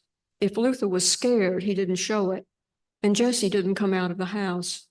The damp straw they had used to stuff the clothes put out a lot of smoke, and some of the men started to cough. Somebody shouted, "Let's go," and they were off down the road. It was almost midnight, but Raymond's home place, his place, he reminded himself, was close by. He figured he might ride, he might ride by. The house was dark except for a dim flicker in the kitchen window. Leona must be up, feeding the baby. Raymond had stashed away his robe and hood, but he considered putting them back on and riding into the yard, walking up on the porch and banging on the door.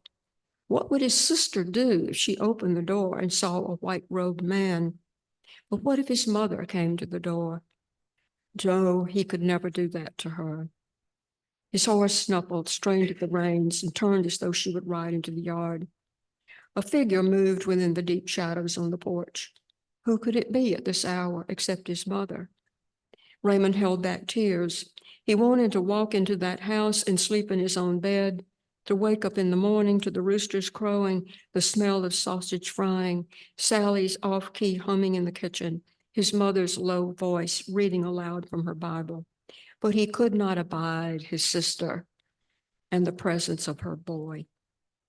If anybody ought to raise a child in that house, it ought to be Raymond. Someday he would meet a pretty, nice girl, not like that girl with the bad teeth, Sadie's Gap, and she would love him, and he would bring her home in the buggy or maybe in an automobile. And when they topped the last rise, he'd stop and say, "There's the place, all ours." He would be the first man to bed her, and they would have many children. He'd die an old man, fat and prosperous, and pass the place on to them.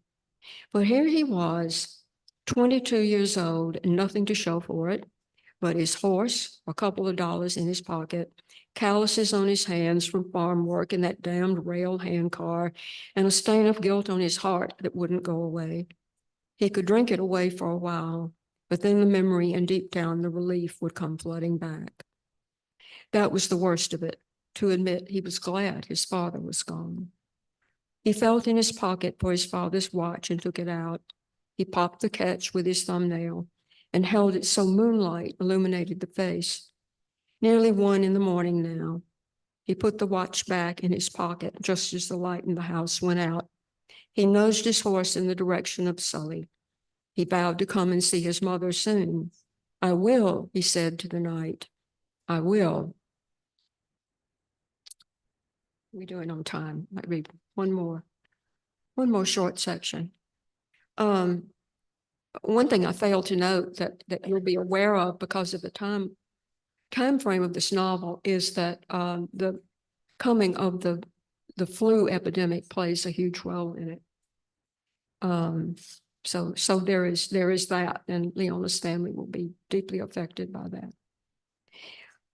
This last little part that I want to read is from the point of view of Leona's mother, Rose. Rose is a very quiet character in the book. But she holds a truly devastating secret that, well, I almost gave something away. I won't say, I won't say any more about that, except that she is very closed and she's very distant to Leona. She clearly dotes on Raymond. She adores Raymond, and Raymond is this difficult person to love. So this follows right after Raymond's riding by the house and sitting there in the dark and thinking about how much he would love to go home and speculating that that's his mother on the porch. Rose's eyes hurt. Leona was in the kitchen with the baby. Rose gave up trying to read her Bible by lamplight and went outside and sat on the porch. She was dozing when a sound out on the road startled her awake. She got up and stood at the porch rail and looked up the road. There was a half moon. Somebody on a horse came riding over the hill at a gallop. As the rider drew closer, he slowed, and when he came even with the dirt track into the yard, he stopped. Rose's heart played tricks in her chest. Was it Raymond? 3 months now since he left. Leona had offered to take her to town to see him, but she had refused. Rose didn't like to go to town or anywhere else. Her world had narrowed until the 4 walls of that house were enough for her. She wanted to call out to the rider, but she had heard about a gang of men riding around the county causing trouble. Maybe it was one of them. She stepped back into the shadows. Whoever it was rode on, and the sound of the horses faded away. Rose prayed for Raymond's safe return. He had always been trouble, even when he was a little thing, but he had gotten worse after Herbert died, so unhappy and angry, going off drinking and carousing. He didn't think she knew, but a mother knew things. And the way he treated his sister, well, when he came home, she would send Leona and her baby away. Sally, too. Sally should have left a long time ago. Yet Rose was drawn to the baby boy. Sometimes when Leona was doing outside chores and Sally was busy in the kitchen, Rose slipped into Leona's room and watched Isaiah sleeping, her grandson, but she fought the urge to hold him, to breathe him in. She kept that longing to herself. How could she love another child? She had loved Raymond more than her own life. She would have been satisfied if there were no more babies after him. But then Leona came along and they were even, a child for Rose and one for Herbert. And the other, the last one, Rose would not think of it, the cursed months of carrying it, the birth and after, the unbearable love, sorrow, loss, guilt, and finally, resignation. And I think we'll stop with that.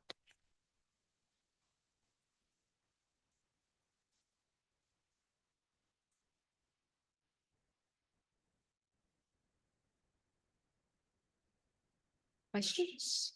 Questions? Anybody have a question? Take your time, think up a question.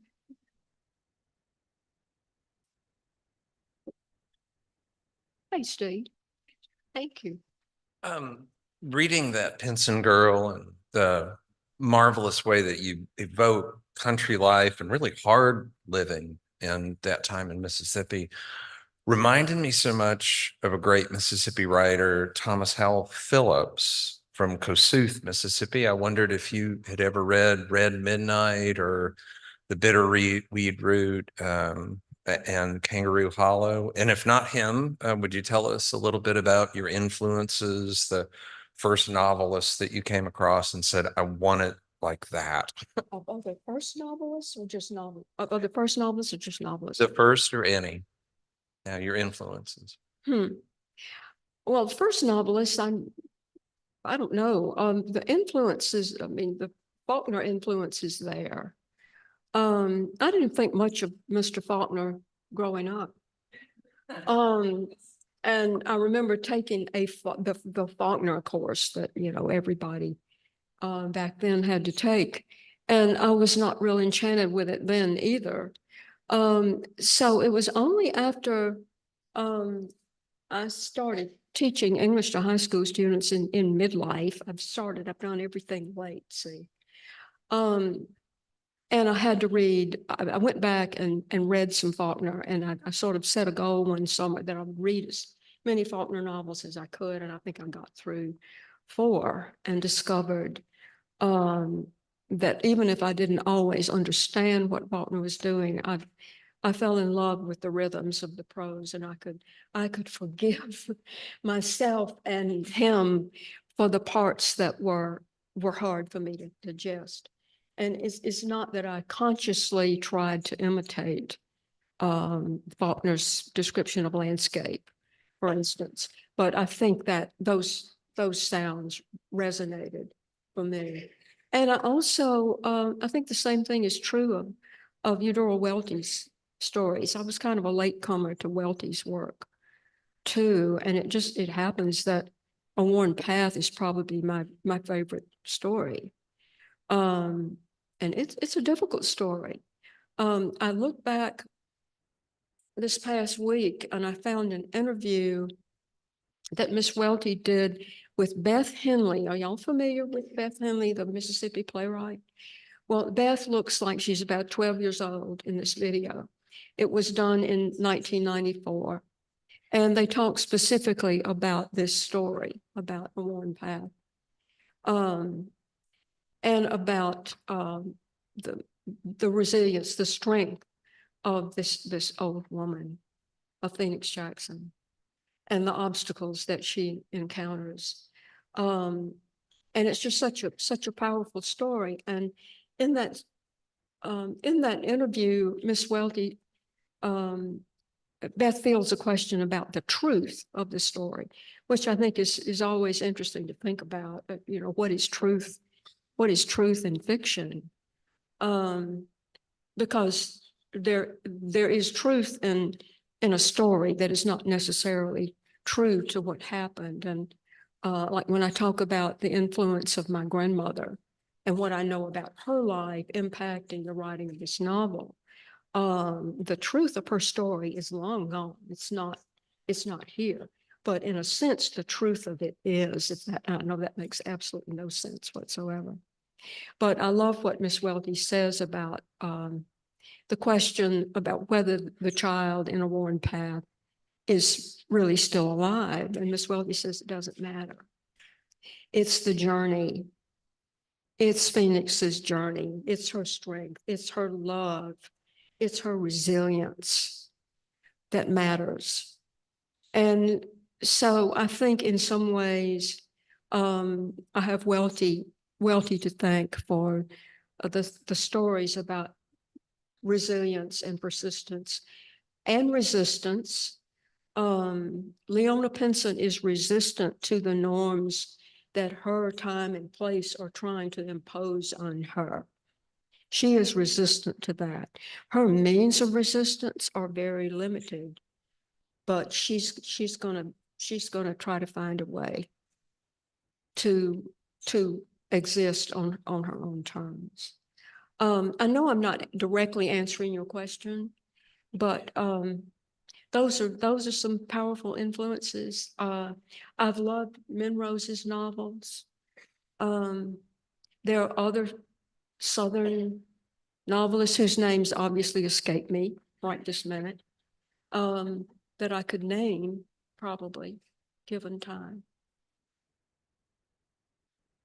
Anything else?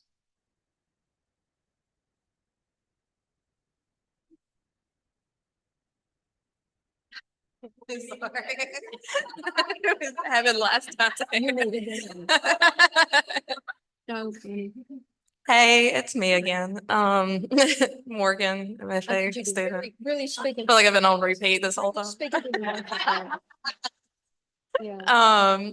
So in that Pinson Girl, one of the things I noticed is that each character like represents, at least to me, each character represents an identity that has to face a specific type of discrimination in society. You got Leona who has to face it's Leona, right? I'm so sorry. I got so many books mixed up in my brain right now. It is. Okay, I'm so sorry for my memory. Leona has to face issues with being a female who is pregnant but not married. You have Sally, who has dwarfism, has to face discrimination about that. Luther, who faces racial discrimination. His son has special needs. He faces discrimination of that on top of racial discrimination. And so my question is, what's your relationship with all these different forms of discriminations, and what's the process of putting all these different variations of it into one single plot line? That's a great question. And I'm not sure that I didn't set out to include a little person. I was very intentional. Luther's character was the first one that came to me, actually. But as somebody said earlier, and maybe a couple of people have said, I don't outline. I just if the idea for a story is there, then I have to just sit down and thrash it out and see how it develops and how it goes. I think there's also that Southern Gothic influence that Minrose talked about. I mean, I grew up on that.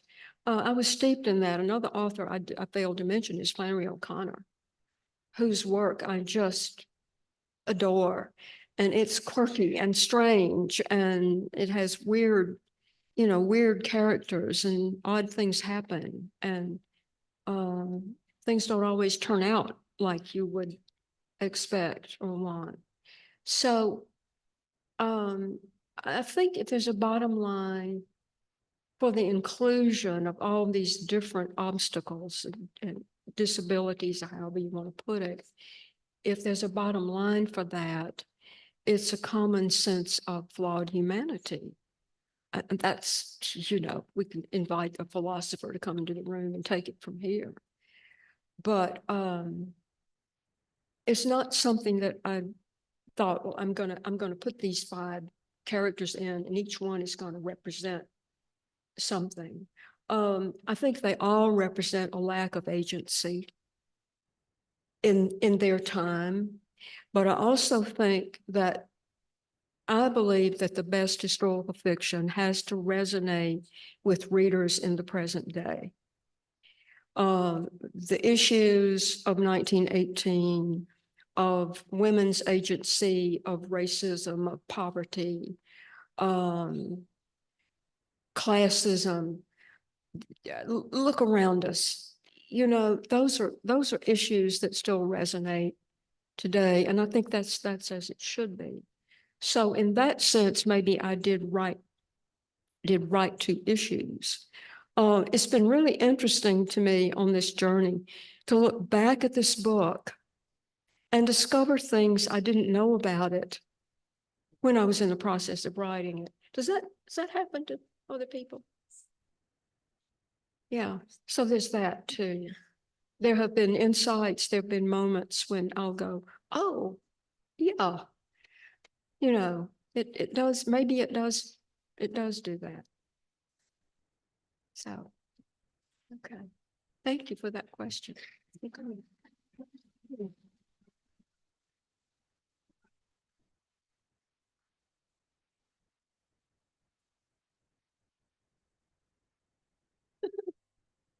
Let's give another round of applause to all three of our authors this afternoon.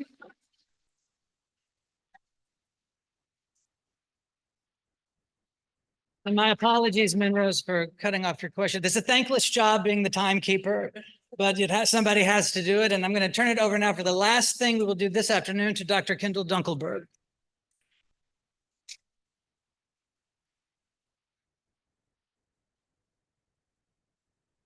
All right, each year for the past several years, we have held a contest, the Ephemera Prize for High School Writing. And each year we have two of our judges. This year it was Gerry Wilson and James Cherry. So thank you both for judging. We had 54 entries and they had to choose 5, but they did get to choose 5 honorable mentions. I want to bring the honorable mentions up first, and I want to say these will all be published in the Ephemera Prize Anthology on our website, so you can go out there later this weekend. It's all ready to go. I just have to get it online, so it should be up there pretty soon. Check that out, and you'll be able to read the honorable mentions as well as the prize winners. So if you're an honorable mention and you're here, please come forward, and I will call out your name and also give you your certificate as you do. So come on up, and I'll give all the certificates at once. Cooper Brunfeld was honorable mention for the story Sincerely Yours.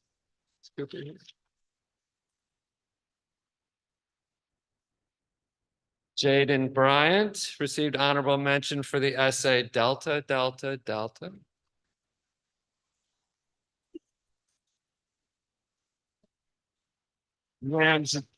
Ramsey Jefferson receives honorable mention for the poem Growing Pain.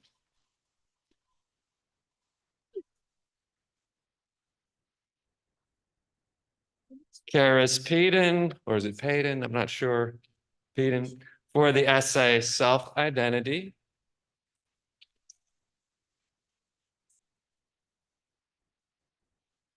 And Brianna Trotter for the essay Little Blue.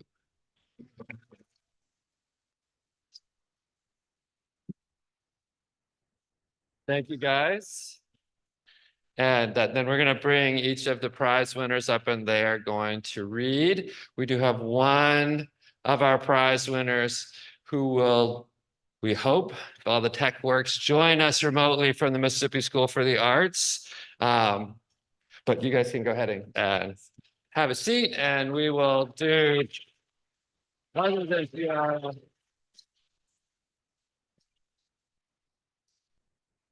I want to bring our prize winners up in alphabetical order because there is no ranking. It's not first, second, or third, or that kind of thing. There are 5 prizes. They're all $200. They submitted poems, essays, and stories, which were all judged together. We don't have categories. We try to treat everything as equally as we can. So our first prize winner in alphabetical order, who's here? Kayla Alford for the essay Dirt.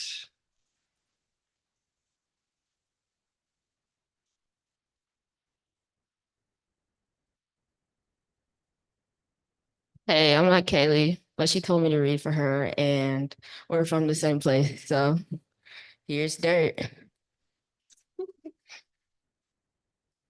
The horizon stretches out like an unbroken thread. Here, the land is flat and wide, revealing every secret under the sun. The Mississippi Delta's muddy bayous weave through the veins of the earth, the water whispering secrets to the cypress trees. It's a place where time seems so slow, where you can see everything for miles, each field, each tree, each rusting fence post. The Delta doesn't just show you the land, it lays bare the soul of a place that has seen everything and forgotten nothing. I waded in the water, my muck boots sinking into the mud under my feet. The early mornings were filled with the scent of the earth and fish, the sound of my grandfather's steady voice mixed with the gentle lapping of the water. The heat of the day was palpable. The July sun licking at the back of my neck, I reached my hand down in the cool, murky depths to check the net. The catfish, slippery and defiant, clamped onto me with surprising strength. My grandfather chuckled lightly and said, "That's the price of doing business with these critters." As much as I dreaded catfish farming, these moments taught me patience, resilience, and a connection to the land that was as deep as the bayous themselves. The Delta soil was everywhere. Under my fingernails, on my clothes, in the air, it became a part of me, but I didn't always appreciate it. My spikes dug into the hot, dry soil at the mound, my ponytail latching onto the back of my neck, my sweat holding it in place. I was the first seventh grader on the Indianola Academy varsity softball team, pushing myself to my limits. I tore my hamstring at the beginning of my sophomore year, the dirt being unforgivably and mockingly firm when I slid, effectively putting me out for the whole season. It forced me to slow down and reflect. That dirt had become a part of my journey, every step, every slide, every fall. At the end of my 10th grade year, I was accepted into the Mississippi School for Mathematics and Science, a residential school for the best and brightest in Mississippi. The Delta dirt under my feet soon turned into Columbus soil, an unfamiliar but welcoming change. The hands that once pulled catfish from muddy waters now handled microscopes and petri dishes in biology class. The dirt under my fingernails was replaced by Graham crystal violet from staining cells. The red clay that painted my clothes turned into acrylic stains from art class, and the mud smeared onto my hands turned into pink pen ink from late night writing assignments. The Delta seemed to be a dim star compared to the great blazing sun I was experiencing at MSMS. The lessons here were different, more academic, structured, but no less valuable. Yet, despite the challenge and excitement of MSMS, the Delta never strayed far from my mind. I have learned in its fields, its waters, its unforgiving soil, and those lessons stayed with me. Patience, perseverance, and humility, traits that grew deep within me, became the foundation of my success at MSMS. The contrast of these two worlds showed me that no one place holds the answers. They complement each other. When I returned to the Delta in my junior year, it was for a different type of lesson. The same earth we had once worked together on the farm now opened up to receive my grandfather's flower-painted casket. The scent of rain and roses filled the air, but the preacher's words blurred into the background. All I could focus on was the mud clinging to the hem of my skirt, heavy and damp as if the Delta itself was holding on to me. My warm tears mingled with the cold ground, and the soil felt softer, more forgiving under my feet. The dirt I had once resented had become a constant companion. It had witnessed my struggles. It had witnessed my triumphs. Then, as I stood at my grandfather's grave, the same soil seemed to cradle the memories of all I've become. The Delta had been a backdrop to my growth, a reminder of where I came from. The soil that was once a symbol of my resistance had become a grounding force. The roots of my past would always anchor me, no matter how far I had traveled.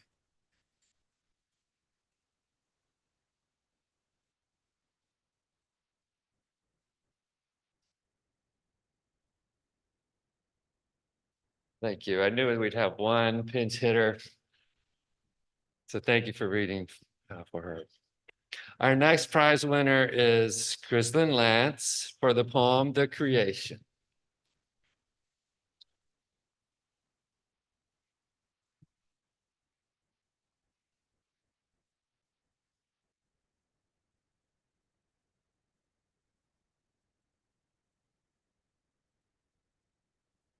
Hi, sorry, this is going to be a tad long. The creation. The land breathes thick with history, human air clinging to skin, ancient trees draped in moss, their branches heavy with memory. This soul remembers everything, the crack of the whip, the cries of mothers, the silent prayers under a blanket of stars. Yet beneath the weight of it all, the people stand, weathered and unbowed, hands clasped from labor, feet that have marched endless roads, backs that have carried the burdens of generations. Still, they rise, not in spite of the struggle, but through it, craving paths through stone with nothing but will. Resistance here is quiet, a whisper passed down the kitchens, a song hummed in the fields, the steady heartbeat of survival. Under oppression's grace, it is a refusal to be erased, to let the story end with pain, to be buried beneath the weight of centuries. The South holds its people like the river holds its course, shifting, relentlessly, never breaking, and like the river, they have learned to flow. Around barriers, through walls, craving new paths with each rising tide. Resilience here is not endurance. It is creation. It's the birth of freedom in a place that has tried to forget what freedom means. Thank you.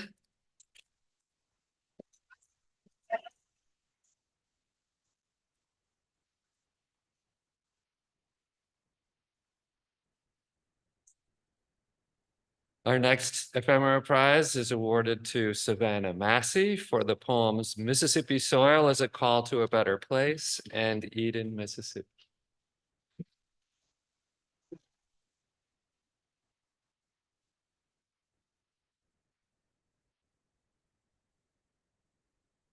Eden, Mississippi. On Sundays, we left screen doors that sang as they closed and went down to the river dividing the bare trees to baptize each other in the filthy water. We danced like we were famous and covered our day clothes in mud because that's what they were for. Once we went farther than we were supposed to and found a starched white carcass stretched across the rocks. You faced away from me, shirt rolled to your shoulders, so I could count each vertebra poking through your soft skin to see if the rib cage in the water belonged to us. I will never forget how you felt under my fingers, dragging each one over the freckles and dirt on your back, or your hair 2 shades darker, drenched and making wet swirls down your spine like blue lines on a map. Later, we walked to the railroad track that split the land just behind your house and pretended we belonged between the cross ties and kudzu. We made sad little bouquets out of the weeds and white flowers hiding between each rail, but gave them to each other like trophies. Mama said that us girls are growing up to be good Southern women. I think you're a good Southern woman. Soft eyes, long brown hair, and a kind mouth. She says we're good at what we were raised to be, and that one day we'll have to make a home outside of these woods. But I think we'll stay calf deep in the creek, with pollen and flower petals wedged under our fingernails until it freezes over. Mississippi mud is a call to better places. 1. You are filled, head to toe, with that kind of hunger that clings to the sharp of fish hooks, that kind of lying in wait under the glassy flat of your grandfather's lake for someone to dare take a bite out of you. You've got the kind of hunger that fights back. 2. The first time you were home alone, you went through your mama's bathroom cabinet and found lipstick. It tasted just like the expiration date, but you didn't know it at the time. You paraded it around your empty house the way trees wear October. 3. When you were 7, you climbed all the way up an oak tree, up to the thin branches. They didn't want you. Sent you back down after they cracked and gave way. The grass knocked the wind out of you as you smacked the ground. Everything is painted in breathless shades of vertigo. 4.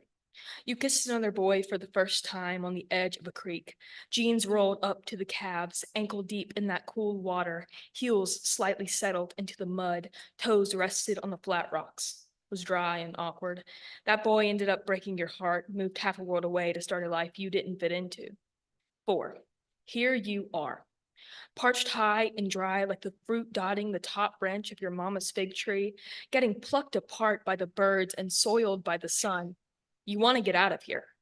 You can't stand the magnolia trees your grandmother planted in the yard when she was young, or the white flowers or the waxy leaves, because all they are is a hail to your home state.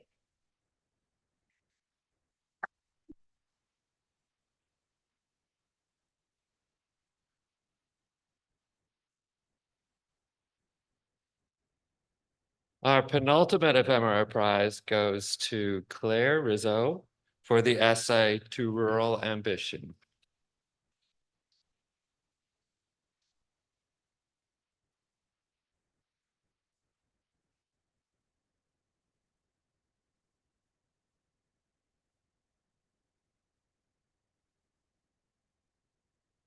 Just a quick question. Would it be okay if I said something real quick, very short?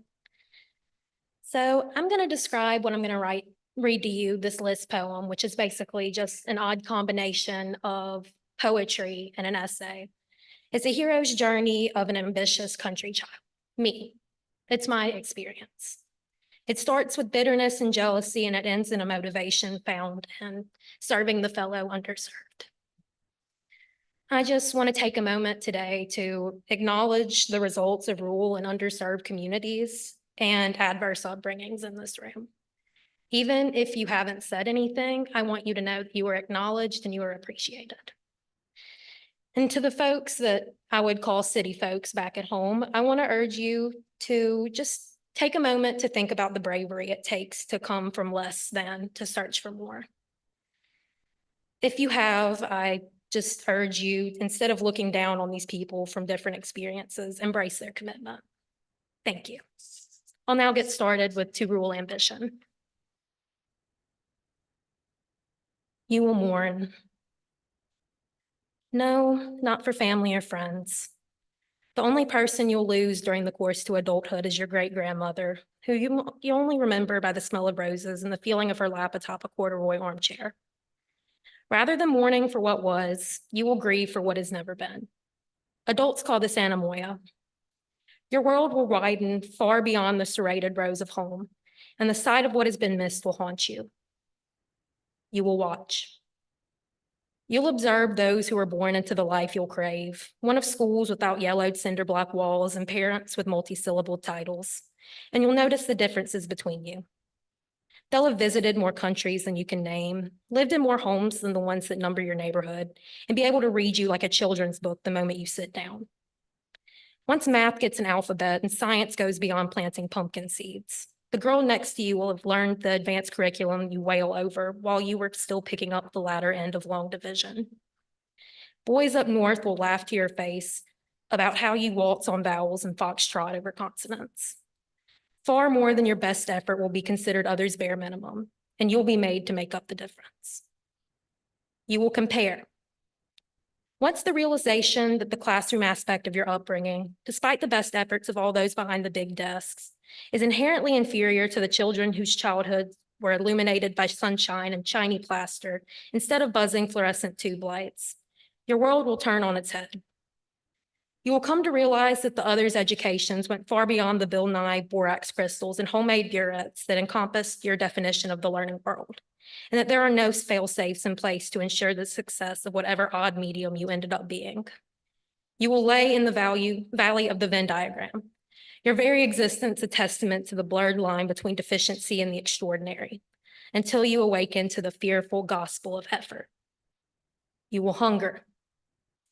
You'll build a separate place on the podium from milk crates, pallets, and Mack wheels. You'll run your tiptoed feet down the highway, refusing to be another victim of the fields that swallow and the dilapidation that spreads like a sickness. You'll bite down deep into the arm of any opportunity that walks your way. You'll learn to try and claw your way to the top, no matter how many nails you lose to the climb. On the parade to first place, a time will come when you look down and won't be able to recognize that the blood, sweat, and tears covering you are still your own. The urge to excel will become second nature. You will crave for more, yet find yourself even emptier than you began. You will correct. Years down the line, you will come to understand that you exist in spite of, rather than because of the circumstances that'll lead you far from home. You'll soon come to know that not everyone had the same fortune as you. There are thousands of people around you who never had the same islands of support in the sea of disparity that you do. You'll find your shoes more and more landing on top of marble and under columns instead of linoleum, and yet you'll yearn for the familiar way necessity feels under your feet. It will come to your realization that every child deserves more than what you now consider in your present past to be generosity. Your voice will raise itself to the world once more, this time for the sake of thousands, and you will find that the world responds. You will return.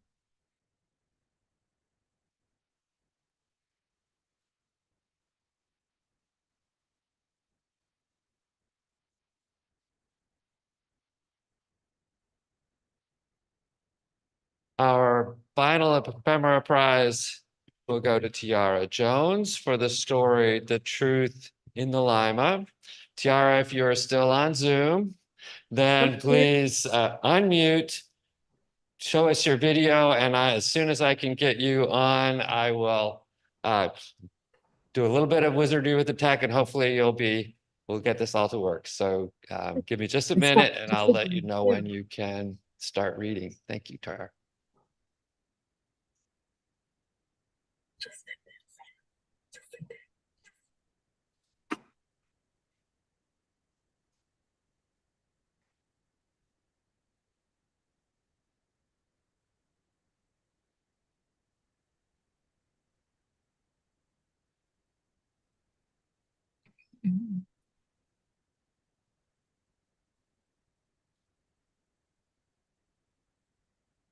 As always, there's fun technical things, and Zoom decided to do an update between when I turned it on at the break and right now. So it's going to take a minute because it won't let me do anything until it's updated. Give me just a little bit longer than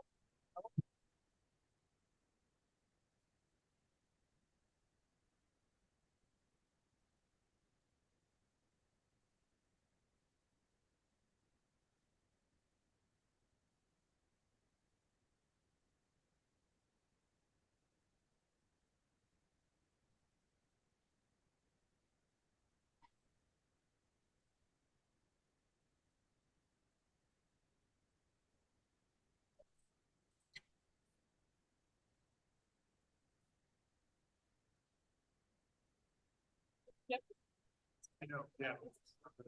Yeah.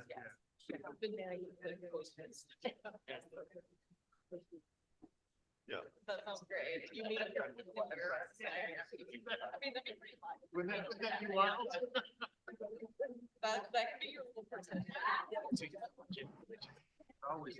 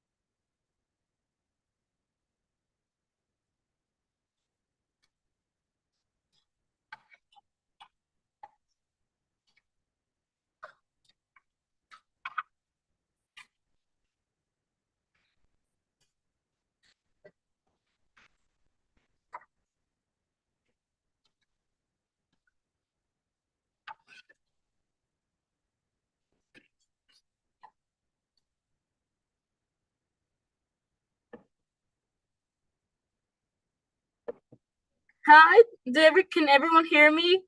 Good evening.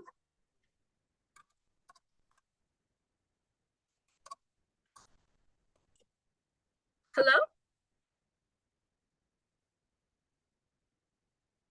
Hello? Hi.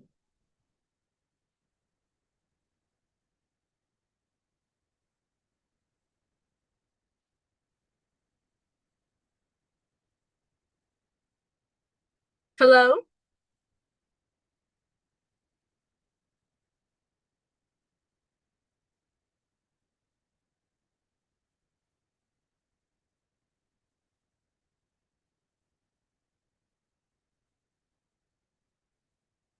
Okay.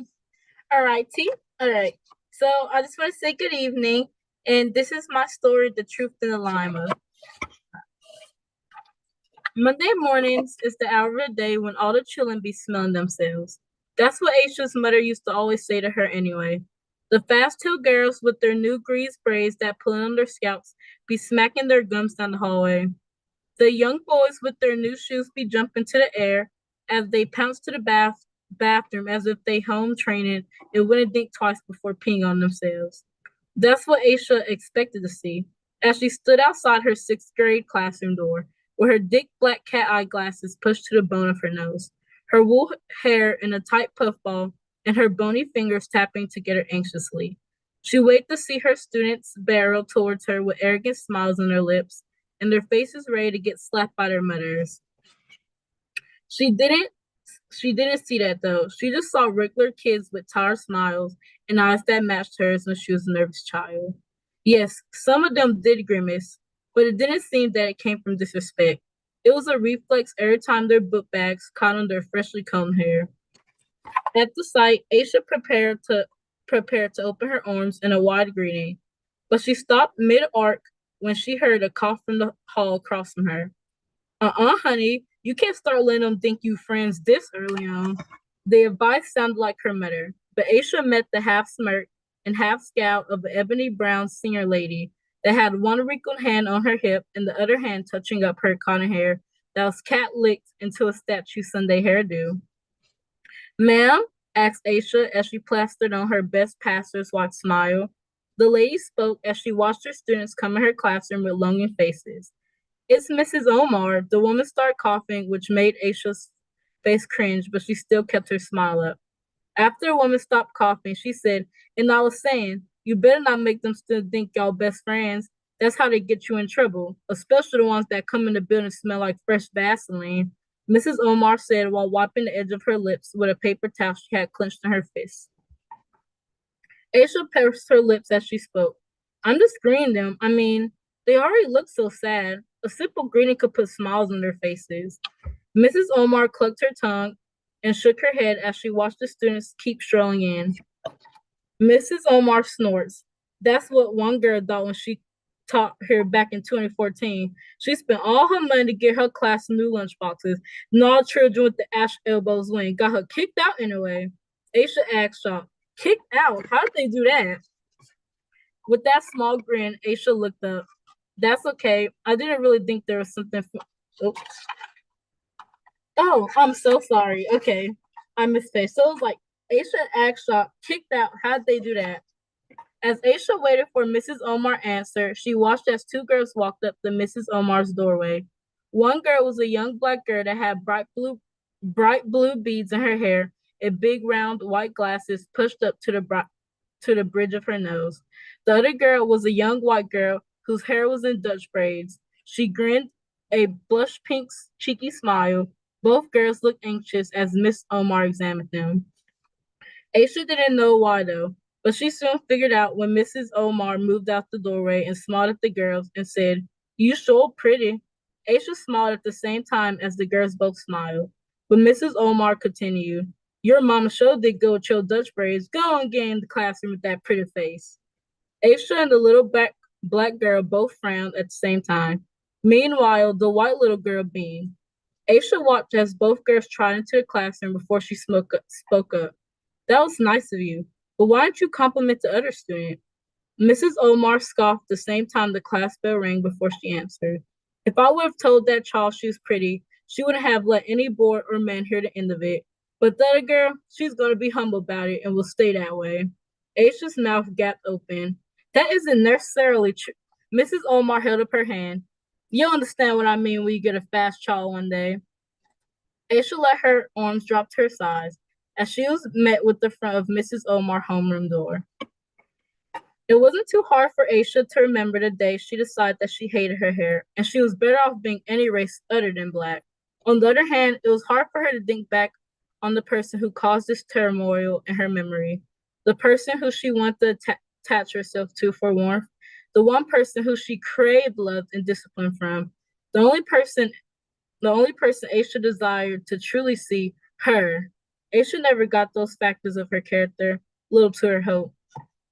Her mother could only see how fat Aisha was when she ate 2 bowls of lima beans. She can only see the blackness Aisha possessed that even her own black mother didn't call beauty. Who here loves to talk about themselves? Aisha's feet slowly paced the yellowish-brownish floor of her classroom. She looked down at her feet.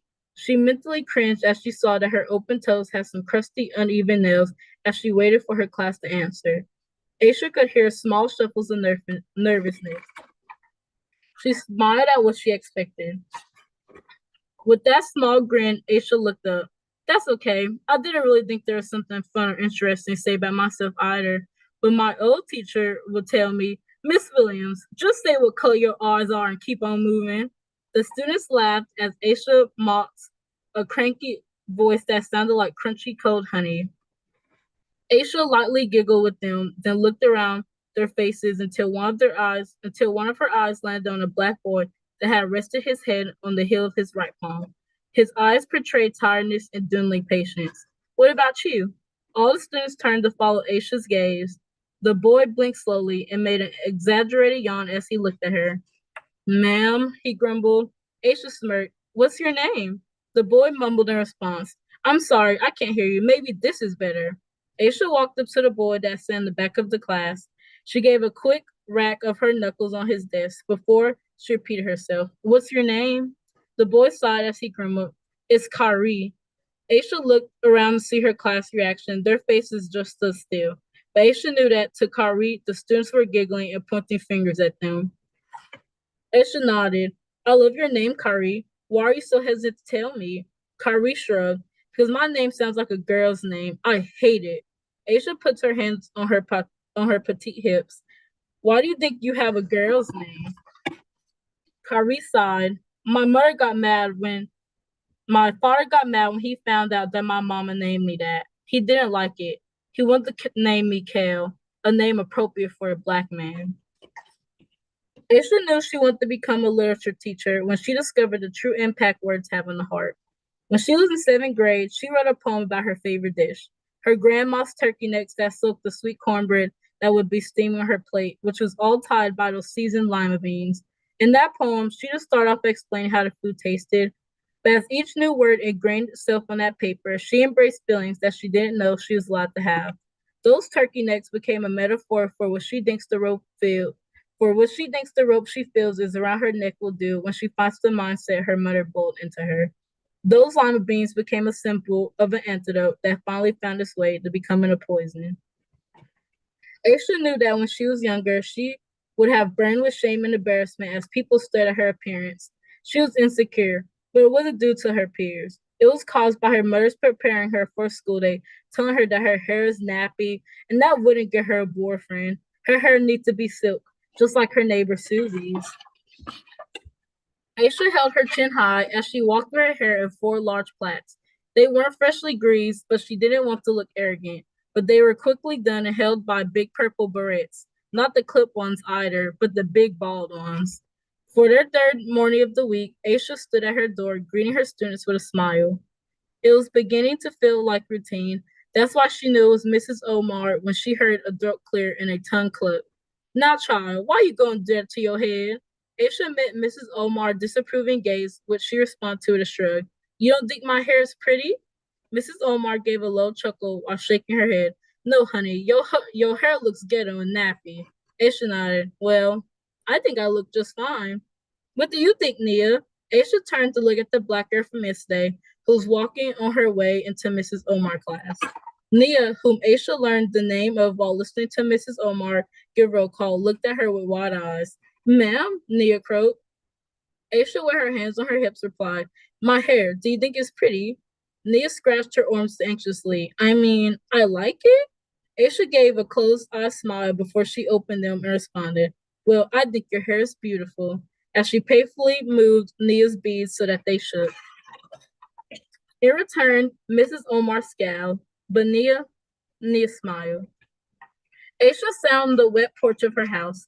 It was a rainy day, but after getting bombarded by her mom by Facebook videos, Aisha's distant cousin posts to lose weight, Aisha decided it would be better for her to stay outside. At least there she wouldn't be tempted to eat a whole turkey in front of her mother. The thought made Aisha smile for a minute, but she squashed it as she daubed the look of disgust on her mother's face as she watched Aisha order 3 pancakes at Waffle House instead of the usual 3 pancakes with 3 sausages and grits. "I told you not to eat like you do. I didn't say make me look broke." That's what her mother said. It ruined Aisha's birthday instantly. "Now why you out here frowning like that?" Aisha looked up to see her grandmother leaving her car that was still running as she walked up the porch. Aisha shook her head. "Grandma, why does mom act like everything I do, everything I am is ugly?" Aisha's grandmother shook her head. "Child, don't study none of us old-fashioned folks. All we were born with was the idea that everything that wasn't black was right and pretty." Aisha sighed. "That isn't right though, Grandma." Her grandma lightly kicked Aisha's knee, then said, "If you know the truth, then why are you here pouting? Why you out here pouting over lies?" "Hey, Mrs. Williams!" That's what Gerry shouted as he was startled by the loud tap Aisha put on his desk. "Sorry, I forgot to wake you up to go to lunch." Gerry looked around the classroom and realized it was empty. "Oh," he said. Aisha giggled and looked at the clock on the wall above her desk. "You can still make it if you want, but I did prepare something for you that I think you'll enjoy." Gerry gave her a critical look before he reluctantly agreed. "Sure." Aisha clapped her hands. "Great." Aisha walked over to her desk and grabbed a container that she brought from her house. She smiled as she noticed it was still warm. "Are those lima beans?" Gerry asked as Aisha held out the container to him. "Yes, I think you'll like them." Gerry grimaced. "Why?" Aisha opened the container up as she answered, "Because like your name, lima beans are something precious, but most people act like you shouldn't like it." Aisha pulled 2 spoons from her purse and handed one to Gerry. She waited for him to take a bite before she took her portion. After Gerry finished chewing, she waited for his reaction. He nodded with a grin, and with that, Aisha states, "And my grandmother's recipe proves that people's assumptions are usually lies." All right, that's it. That's all. Thank you.